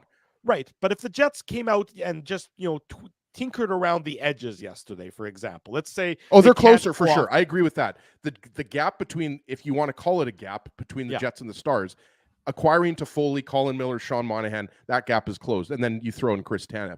I agree with you, but I guess, it's a difference of opinion, because I think all year long, I've considered the Jets, Stars, and Avalanche in a class of their own in the Central. Like I've always almost considered those teams interchangeable in how dangerous they are. Like I could hear your argument, Drew, for any one of those teams winning the Stanley Cup this year. No question about it. I agree with that. I think any of those three teams could very well win the Stanley Cup. But prior to yesterday, I don't think the Jets could have won the Stanley Cup. I just don't. I think they were a step behind what Dallas, especially after Dallas went and got Tanev. Now, in an ideal situation for the Winnipeg Jets, and truly, it is well within their reach, as we've talked about on some of the post-game shows, is that the Jets finish atop the Central Division. The Stars and Avalanche, battle each other in the first round. One of those two teams gets eliminated. The Jets get whoever they get, as a wild card team. That's an advantage. That is a leg up. That is something where you get sort of you need one softer matchup in come playoff time to advance as far as you can. Remember when the Jets went in 17-18, they had that first round matchup against Minnesota that they won in 5 games. That was their softer matchup before they went. Man, that was fun inside Canada Life. Of course, that was a fun series. Yes, it was. Sorry, I just remember how much fun that was, and everyone remembers Bruce Boudreau, what he said on the bench. Right, the slamming his hand and everything else. But the Jets were significantly better than the Minnesota Wild in that playoff series. You need a playoff series where you are a head above your opponent to, I think, go on a long run. And like you said, Drew, they only get that if they finish first and play Nashville. You're not going to get that if you play Dallas or Colorado in the first round. Right. And you're certainly not going to get that if you play Vegas in the first round, Dave. I guess it could be another team, but right now it looks like it's going to be Nashville or Vegas. That I think it's going to be LA. I think LA drops, Dave. Or LA. Yeah. I don't know if that's an easy. I don't know if that's an easy series, but I think the Jets win that series probably in 5 or 6. Yeah, I mean, I'd say Nashville's actually a harder one because of Saros and because of how well they're playing. I mean, they augmented their roster yesterday. You know, a lot of folks remember we were talking: is Nashville going to be a buyer or a seller? Well, you know, I think last I checked, I think they were undefeated in their last 9, 8-1-0. Yeah. Or 8-0-1, sorry. 9-0-1 in their last 10. Oh, so they haven't had a regulation loss in their last 10 games. Yeah, so they won 8 straight, then they lost in OT, and then they won again. So I mean, this is a team that is firing, and they're hot. So now again, do I think Nashville's a little bit ahead of schedule? Well, look what they did in the last year, right? In that run, Winnipeg had to get a little bit nervous with Nashville. So I'm just saying it's just an interesting thought argument, but I mean, I think ultimately what we've concluded after this segment, boys, is that there is not an easy out. Relatively speaking, there's a slightly easier, matchup, but I don't think any of these are going to be easy. And that's what I think is going to make it so fascinating, which is why I think this first round is going to be amazing. And I think those post-game shows are going to be off the hizzo. And that's why you have to be subscribing to the Illegal Curve YouTube channel if you aren't already doing so. Smash the subscribe button, smash the like button. We do this on Saturday mornings at 9 a.m. and we do this after each and every Jets game, which means we're going to do it later on tonight, right around 11:40 p.m. Central Time, after the Jets and the Vancouver Canucks, two of the top teams in the Western Conference, do battle on the left coast of Canada. The last game between the Jets and the Canucks was a hell of a doozy. We'll see what tonight brings, but I think we would all be surprised if it is anything different. One of the most unexpected insiders during yesterday's trade deadline proceedings was the People's Insider, former NHLer Jordan Schmaltz. He was breaking trades left, right, and center. Jordan joins us next. The People's Insider, Jordan Schmaltz, up next on the Illegal Curve Hockey Show. Don't go anywhere. Keeping Winnipeg laughing for over 30 years. Rumors, Canada's longest-running comedy club, bringing you the biggest laughs from the best comedians on the planet. Jerry Seinfeld, Chris Rock, Jon Stewart, Dennis Miller, Brad Garrett, the greats, and all the up-and-comers too. When was the last time you laughed out loud? Make it a great night out with friends, or book your office or birthday party. Even a fundraising event at Rumors. Get all the details and dates on upcoming shows at rumorscomedyclub.com. Whoa, Ezzy, everything okay? You look stressed. Of course I'm stressed. We're moving, the house is upside down, the kids failed miserably at packing the fine china, and my life is in chaos. Chaos! Yes, that does sound like a problem. What am I going to do? Ezzy, relax. Rolly's Transfer Moving and Storage is the answer. With 60 years of experience in moving Manitobans and a track record of exemplary customer service, one call to Rolly's and your stress is gone. No job is too big or too small. Just visit Rollies.com and they will take it from there. Thanks, Dave, and thank you, Rollies Transfer Moving and Storage, online at Rollies.com. Hey, Drew. Ezzy, whoa, what a smile! Yeah, I got my crowns done at Linden Market Dental Center, and they whiten my teeth. I see. They're so bright that every time I smile, they go... We have hockey tonight. Do you have a mouth guard to protect those pearly whites? I sure do. Whoa, they even ting through the mouth guard. Linden Market Dental Center covers all your dental needs, from restorative to cosmetic dentistry, and will fit you with a sports guard for that active lifestyle. 877 Waverly. See lindenmarketdental.com. Boston Pizza harnessed Fanalytics to test if the game is better at home or at Boston Pizza. The results are irrefutable. Catch the game at Boston Pizza, powered by Fanalytics. We did it again! You're on fire, man. There's power in a handshake. After a great game or great deal, it shows professionalism and respect. Two qualities Zappia Group Realty take pride in. You don't build a business where 95% of your clients are referred by others without honesty, integrity, and total dedication to client satisfaction. To sell your home for more in less time, shake hands with Frank and Mauro Zappia of Zappia Group Realty. Get started at ZappiaGroup.com.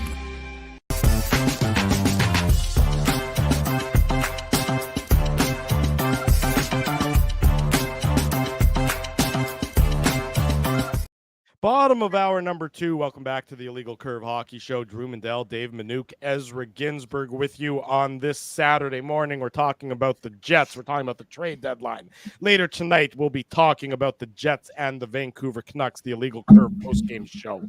In about, let's say, 13 hours time, 13 hours plus a few extra minutes is when we'll talk about that game. That'll happen later tonight. We're thrilled to welcome to the program the People's Insider, Jordan Schmaltz joins us on the line now. Jordan, good morning. Thanks so much for joining us. How are things? What's up, fellas? How we doing? Where are we at right now? Are we in Winnipeg, the Vegas of the North, as I call it? Nice.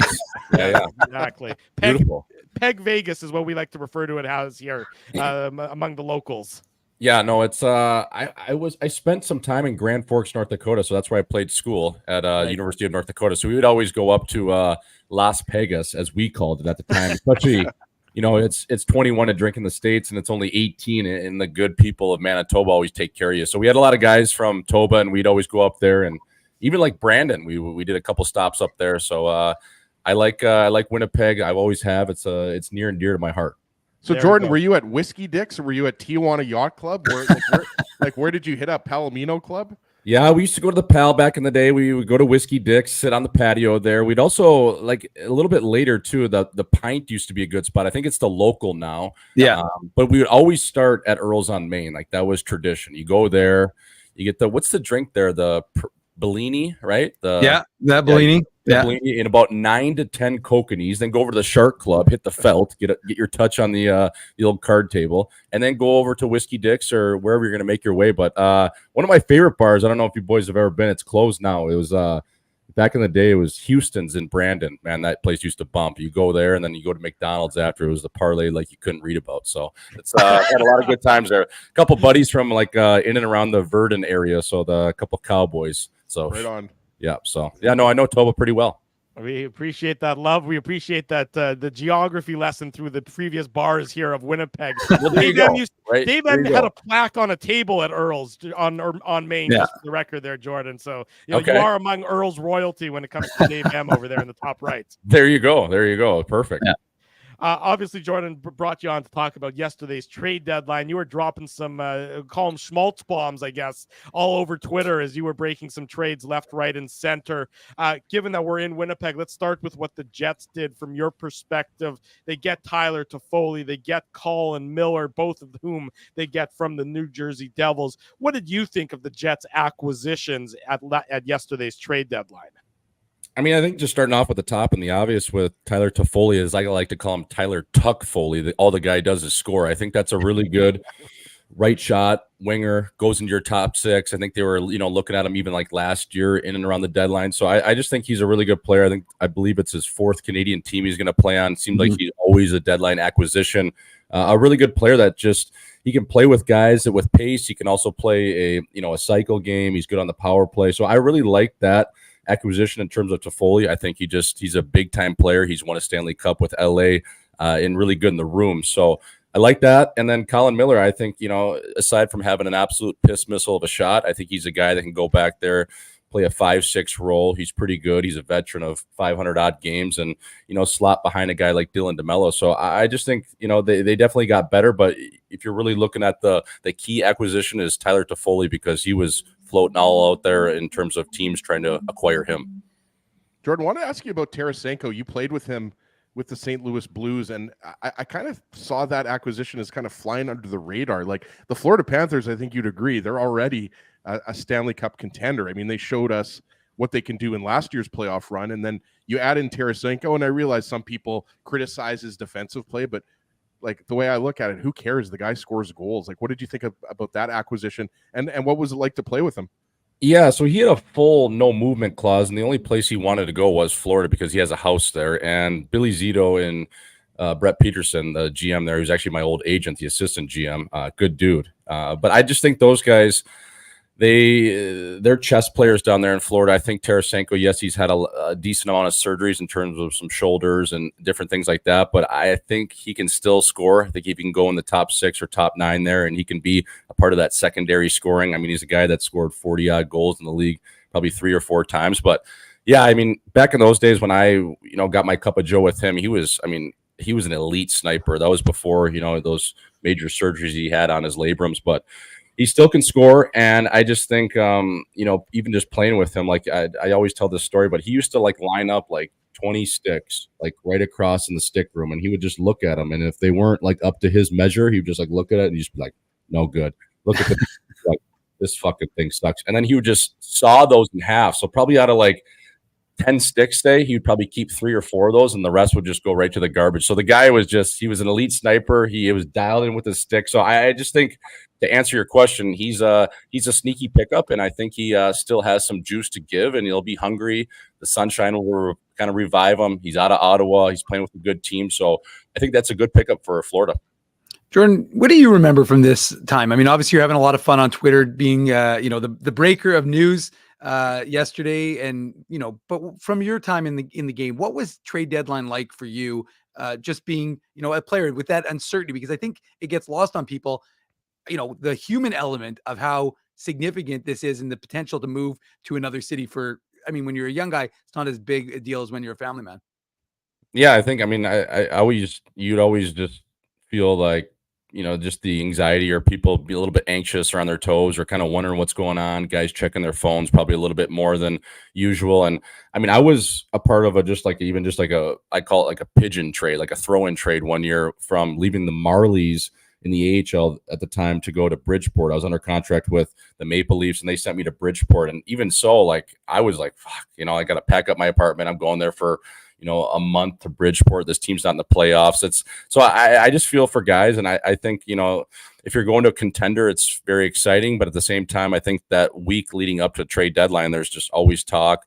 Guys are constantly on their phones or talking to their agents, trying to see or figure out, you know, what's going to happen. Even guys like down here in Arizona, like Dumba or Zucker, who have probably been on the block for more or less 6 weeks, they're just thinking like, when is this going to happen? Where am I going to go? So there's just a lot of you know, it just creates a lot of distractions in the room. And, you know, once you're finally through that, and especially even playoff teams, you're like, okay, this is the roster we're set with. This is what we're going into battle with for, you know, April. And let's get this thing going.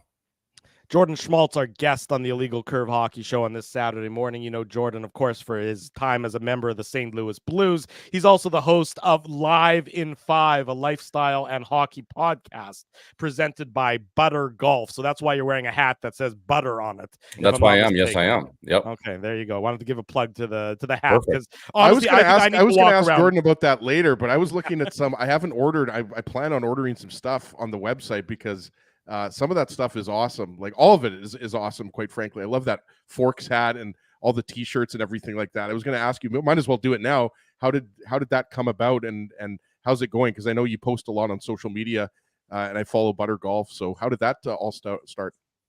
Yeah, I think it was like 2 years in the works, kind of in and around COVID. And then I had just officially launched it last year before I went over to Switzerland. I was playing just outside of Zurich. So I just was doing kind of just one-off things in terms of, you know, tailored around the waste management or Christmas time. I've done some, you know, collaborations with buddies like my buddy Binnington in St. Louis, the goalie there. And yeah, and just kind of doing like one-off things, releasing some hats. I actually had my mom, who's got a full-time job as a radiologist, packaging stuff up stateside while I was in Switzerland. So I was like, hey, Lisa, I need you getting order 152 out. You know what I mean? She's like, oh, well, I'm working right now. So it was pretty funny. I was making her, you know, as one of my slave employees, I guess you say, because I wasn't paying her anything, but, you know, good on her. She's a great woman. So she was helping me out with that. And then, yeah, no, I just think it's something I've always wanted to do, get into the apparel, the lifestyle stuff. And now that I'm kind of done playing and really trying to ramp things up, it's been good. It's as you guys know, it's a startup and different things like that. You have your own challenges, but I have a lot of fun with it. We've had a decent amount of guys in the league rocking it. So it's been fun little project here. And, you know, we're about 18 months into this thing. So yeah. I'm looking at that breakfast ball t-shirt right now with the stack of pancakes with the golf ball. And I will definitely be buying one of those, just to give you a heads up. If you see an order come in from Ginsburg, that's me. Well, perfect. Tell Lisa. Yeah. Lisa's the one sending them out. Well, no. We got Madison HQ and we got Scottsdale HQ. So most of the stuff will come out of Scottsdale. Well, but Drew was just in Scottsdale, so maybe he can pick one up in person. I spent some time down there as well. It's a nice place to spend the winter, that's for sure. It's great. Yep. Yeah. Jordan Schmaltz, our guest on the Illegal Curve Hockey Show. Jordan, you look at the moves that were made, and there were a lot of moves made. I want to talk about Colorado for a second, because Colorado, we know you just expect them to be contenders for the Stanley Cup year in and year out. How much of a transition is it when you're a team that brings in so many new guys at the deadline like the Avalanche did? Is there a sort of a learning curve and an acclimatation period for all those guys to really feel comfortable and really vibe in that room, given the number of new bodies that are going to be members of the Avalanche moving forward? Yeah, I think so. I mean, if you look at just when the Blues won the Cup in 2018-19, we were in last place until about right around December 1st. Craig Berube comes in. I mean, they had all the new pieces with even Braden Shannon only being there for one or 2 years. You bring in a guy like O'Reilly. So it just takes a while to gel and kind of get that chemistry. And if you look at the Avalanche, they shipped a guy out like Ryan Johansson. I don't think he was really vibing or fitting their team's culture. So they sent him packing to Philly. He's obviously going to be in Lehigh now. I believe they put him on waivers. But I just think in terms of when you get a lot of new pieces, like you said, you're trying to put this chessboard together. You're thinking who can play where, what guys can really, find success with each other. And you bring in like Miles Wood, Ross Colton. You have guys in there and Casey Middlestat and a couple of other bodies as well. It's just, it takes time. I like their team. I just don't know that 2 center position, I think, is still a little bit of a hole. Yes, it is an upgrade with Casey Middlestat. I don't know if they can compete with a Vegas Golden Knights team that has, especially if they get healthy and, those big boys in Vegas. That's that Kelly McCrimmon from Plenty, Saskatchewan. Just what a gunslinger that guy is. I couldn't get over those moves he was making. No, it's incredible. And obviously, we know him really well because he was the longtime owner, GM of the Brandon Wheat Kings. And the Wheat Kings, as you know, I mean, they've always been a great WHL team. So I agree with you. I think, and the fact that Bob McKenzie did the microphone drop announcing that trade yesterday, I think was just kind of added an extra element to that acquisition. But yeah, Noah Hannafin, obviously a great defenseman. I wanted to ask you about, and Drew and I were kind of having a little bit of an argument, and that's okay. We do that quite often here on a Legal Curve. But Matt Dumba was one of the trades that the People's Champ broke yesterday. And I don't know about if I'm the only person here, but I mean, if I'm the Florida Panthers, I think the Panthers definitely have a team to go all the way, but I wouldn't want to play the Tampa Bay Lightning in the first round. And then they bring in Matt Dumba, and I think they brought in someone else I'm forgetting here. Yeah, Anthony Duclair. Anthony Duclair. There you go. Like Duclair, yeah. I mean, a former 30-goal guy. I mean, I think that those acquisitions of Dumba and Duclair were very sneaky good for Julien Brisebois. Yeah, I just think like you look at the West and how much they loaded up, and it's going to be big boy hockey. And you got some teams in the East, I think, that are going to be able to compete against each other as well, and even throw in Carolina in the mix with Jake Gensel. But yeah, I mean, I like the Dumba acquisition. I think in terms of just watching him down here being boots on the ground, boys, at the iconic Mullet Arena that seats about 4,500 people. I just think his game is, I don't know if it's at a level where it used to be in terms of his offensive production, because, he doesn't play on the power play anymore, this and that. But I just think if he can slot in there for a depth add, a 5-6 position, play 15 odd minutes a night, I think he'll help that team. He brings a lot of physicality, plays hard, especially around the net, which is huge in playoff time. You got to be a prick right in front of that net. So he does that. And then Anthony Duclair, I think he can kind of revitalize his year in terms of getting out of San Jose and getting down to South Florida, where he's familiar with that weather. He scored 30 goals there. The flip-flops are back on, boys. He's feeling good. So, yeah, that team, I think, anytime you have Nikita Kucherov, Stamkos, Braden Point, those guys are dangerous. It's going to come down to, a bounce here or there. And in a 7-game series, those things always just turn into a war. Jordan, I'm just curious about your own journey. You like you said, you played in the NHL, you played at the AHL level. How difficult was it to go overseas? I think you went to Finland first, and then I think you ended in Switzerland. So from your perspective, that journey, how was it, and what was it like leaving North America and getting, I guess, the opportunity to go overseas and live in Finland and live in Switzerland? Yeah, it was good. I think like just in terms of my own journey or path, I came out of school of North Dakota. It was a high pick. It was 25th overall, and then I turned pro, And that St. Louis team was so deep at the time. They had a lot of good defensemen, and I thought probably I was just going to step in and play like every kid. But they had guys like Pietrangelo, Shattenkirk, Bortuzzo, and then I came in the same year as Parayko, who is Ivan Drogba. This guy is an absolute machine. So it's like, I'm not going to be replacing him. So I think that kind of humbled me a little bit. It took me a while to kind of find my footing.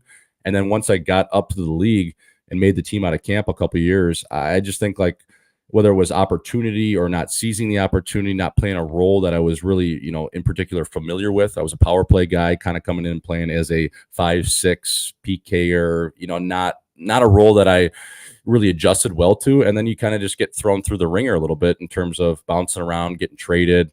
The 1 year after the Cup with St. Louis where they won it, I got traded to Toronto, and Kyle Dubas actually was, had a good meeting with him. He's like, hey, we're going to give you a great chance to compete for a 5, 6, 7 position. Ultimately, Babs didn't end up going with me, so I got sent down to the AHL, and then COVID, this and that, and then ended up in Europe. Helsinki was awesome. I loved it. It was a great spot. Honestly, kind of wish I would have played another year there. And then last year, we kind of ended with a little bit of a concussion, had an injury, kind of knocked me out for 6 odd months. I came back, tried to play, was feeling like shit, came back. It was just every time I was coming back, I was getting those same symptoms. So I came back to the States and rehabbed that. I'm feeling good now, but no, I just think in terms of, everyone's run kind of ends and you got to find the next little thing. And, I'm trying to find that now with my media stuff and, Hockey Night in Scottsdale, Live in 5, have the Butter Golf Company. So yeah, no, I'm just grateful for the opportunity to play and met some pretty cool dudes along the way. And I guess looking back on it, especially as my time as probably a pro, I was probably better in the locker room than I was on the ice. But hey, I'll take that, boys. I like snapping around with the fellas. Jordan Schmaltz, our guest on the Illegal Curve Hockey Show. Jordan, now that the trade deadline has passed, these teams are more or less set moving forward to the playoffs. Do you have a team in particular that you think is maybe a step above the others? I mean, we were talking about it for the last, almost 2 hours here this morning, that it seems like the West, in particular, there's not a huge gap between the Jets, the Avalanche, and the Dallas Stars. So from your perspective, sort of outside of the bubble here in Winnipeg, do you have a team that you sort of say, yeah, that team is the one that I think is maybe a step above the others? Yeah, I mean, I'm just trying to remember, like last year, like it just seemed like the West, like, it was inevitable. It was either going to be Vegas or Edmonton. And honestly, probably Vegas, just with how much deeper they were. And they just had more pieces to the puzzle. But now I'm looking at the West and I'm like, Jesus, this is like high flying. It's, there's so many good teams. Everybody's loading up. It's stacked. There's probably 5 odd teams that could win and come out of the Western Conference. I don't know. I mean, if Vegas is healthy, and I keep going back to these guys, but I mean, if Hurdle's healthy, even if they can get Stone back, you have Noah Hannafin. I mean, if you're looking at Vegas, you're looking at their decor. I always look at what wins in the playoffs, and it's always big, rangy D that can skate and they can clear the net and make a first pass. So if you're looking at Vegas, you have Alex Pietrangelo, Shea Theodore, Braden McNabb, Noah Hannafin, Zach Whitecloud, and then you have this Nick Hague. I mean, just that decor and just how, they're gonna have to scratch like a legitimate top 5 defenseman, maybe even a top 4 defenseman normally. Like that decor is so, and I'm forgetting Alec Martinez too. Like that guy is still silky back there. I mean, his middle pop all day in the D zone, like he can find the middle like no other. So it's just like that decor is so good. And if those guys are healthy, it's gonna be tough to beat them. And Aiden Hill, he's able to manage the game. He's a good goaltender back there. So if I'm just looking at decors, I'm looking at Vegas. That's a really good decor. But then again, I mean, Winnipeg's been really good all year. Their top 6 is arguably the best in the league, if not one of the 2, just in terms of their body of work. And I don't know, Edmonton, you can never count out Mick Jesus and Leon Draisaitl, some of those guys. If Stuart Leonard Skinner can make a good first save and, the big boys back there can clear the net, they got a chance.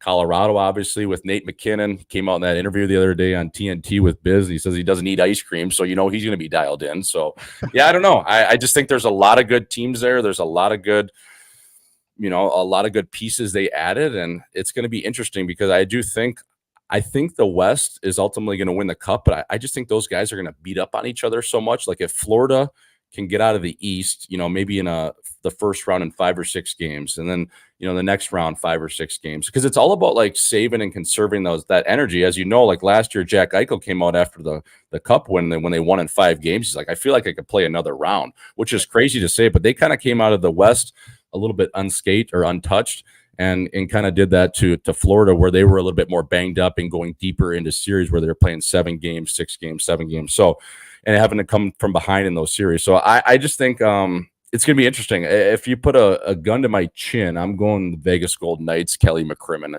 That's who I'm going with.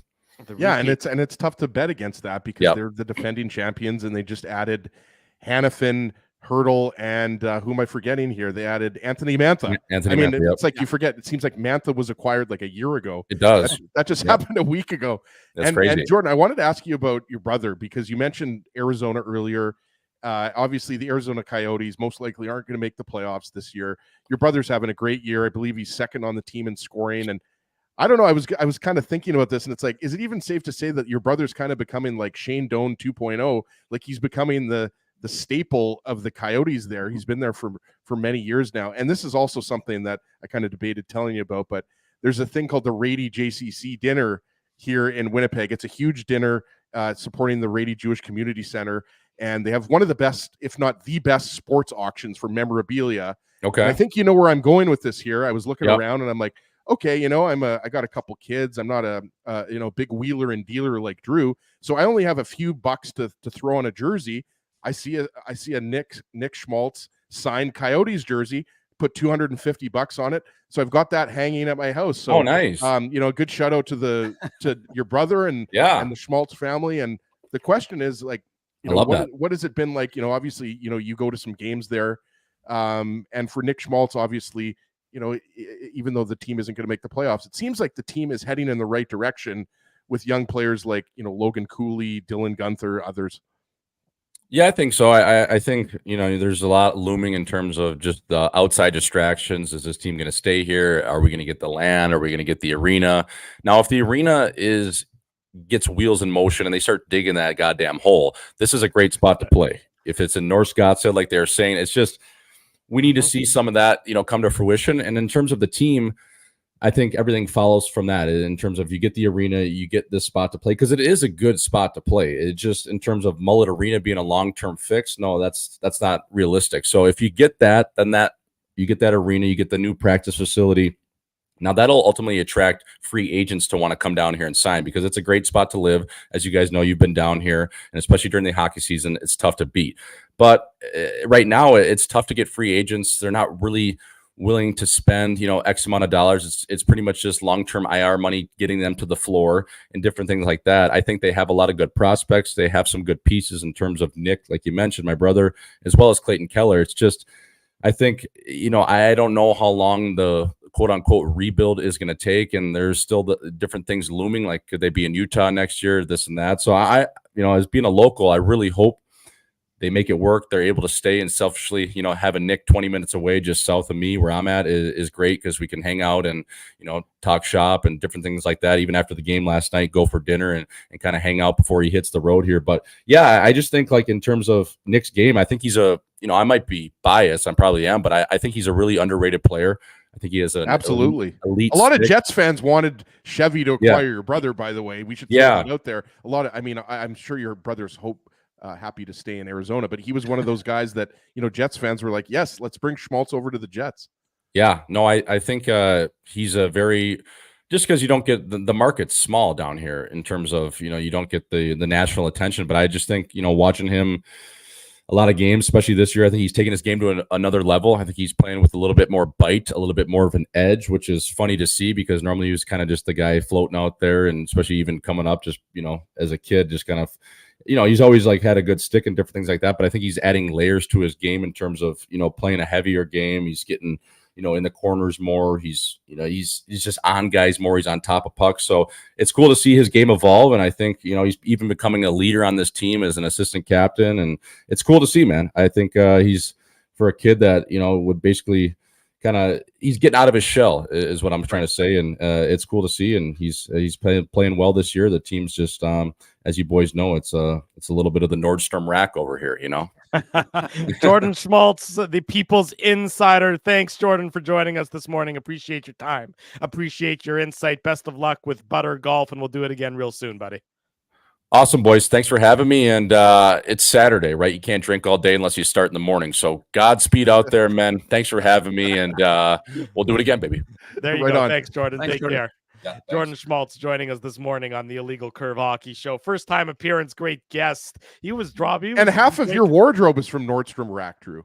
The Nordstrom Rack is the discount version of Nordstrom's. I know. Just for the record. Okay, I just wanted to make sure you know that. I've been there. Okay, Not I sure. know. I feel like Dave and I might have gone there in Vegas one year. We did. Yeah.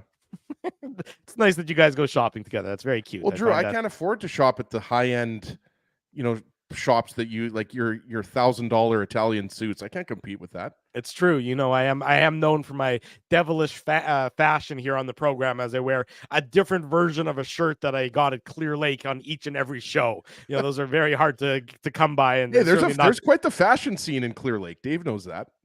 Dave and I have occasionally run into each other as we are Wearing the same shirt, actually. So there's it's nothing true. fashion forward about that. It was very awkward. It's like, oh, well, you're here and I'm here and we're wearing the same clothes. It's like the so- Spider-Man meme. You, me, you, me. And then we went our separate ways and to never speak about it again.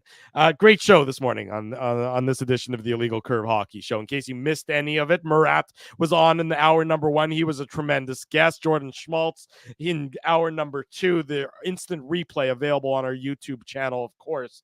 And Dave M will have the podcast up sometime in the next little bit, as he always does. It's a busy day still to come, though, of course. The Jets and the Vancouver Canucks. So we want to remind you, keep it locked to illegalcurve.com. We're going to have all the latest news before the Jets and the Canucks on the website, as we always do. Are the Moose in action today, Dave? Yeah, in Iowa. There you go. The Moose are in Iowa, so Dave M will have coverage of the Moose game as well. I've driven through Iowa before. I've never spent time in Iowa, but I've definitely driven through there. And the state of Iowa says, thank you for not spending time there. I have spent time in Iowa because my buddy was doing his PhD there. So I drove from Michigan to Iowa, and Des Moines? let me tell you, yeah, and it was. Let me tell you, it was Iowa City, sorry, but Yeah. it was a long drive. Illinois looks like such a small state at some points. It kept going. I'm like, when is Illinois going to end? But eventually, I got through Illinois, got to Iowa, and it was a fun place to be. Went to the you were a State Farm. Cyclone for a day, is that right? No, no, Iowa State or Iowa? You're no, either a Iowa Hawkeye State. or a It was Cyclone. Hawkeye. You're a Hawkeye. But Drew no, we loves went his to- college nicknames. We went. What did we go to? What's it called? What do they have at in the summers? The state, State Fair. State Fair. Yeah. But the Iowa State Fair, there's been a lot of. We're talking about butter golf Yeah. in the Iowa State Deep Fair. fried butter. Everything is butter. In fact, they have a life-size butter cow. That's literally, it's a cow made of butter in Iowa. So, and then I think it was Art was saying that he was had a couple of butter stories. And I have a butter story where a buddy of mine got his tanning oil confiscated. So this is my buddy Richard Tapper, who unfortunately is no longer with us, but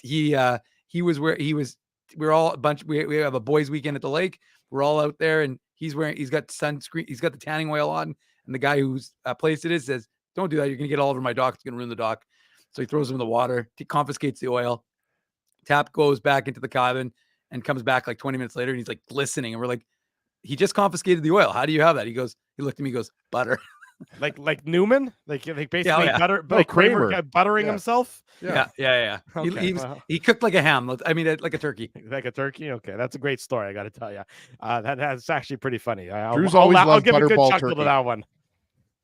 Big thanks to all of you for joining us. You joined us earlier this morning on the Illegal Curve Postgame Show, which was this morning. It's hard to believe. And you're going to join us later on today on the Illegal Curve Postgame Show. So clearly a very busy time and a number of broadcasts coming your way. We appreciate your support. If you haven't already done so, smash the like button, subscribe to the YouTube channel, subscribe to the podcast, and leave us feedback here, there, and everywhere regarding this program. And as Frosty Winnipeg has it up on the the screen. A big thank you to all the sponsors of Illegal Curve who make the Saturday show, the post-game show, and the website a possibility. That's our friends at Farmery Beer, home of Illegal Curve Lager, Rolly's Transfer, Seagram's, Boston Pizza, Tough Duck, Betway, Zappia Group Realty, Linden Market Dental Center, Grid Park. Use code Illegal Curve to park for free.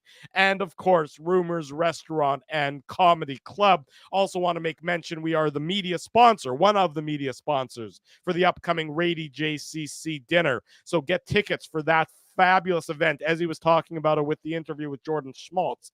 Tickets available, radyjcc.com. Everybody have a great Saturday. We'll see you back here in about 12 and a half hours time for the post-game show of the Jets and the Canucks. For Dave Minuk, for Ezra Ginsburg, I'm your host, Drew Mindell. If it's Saturday, it's the Illegal Curve Hockey Show, live on YouTube and all of our social media platforms.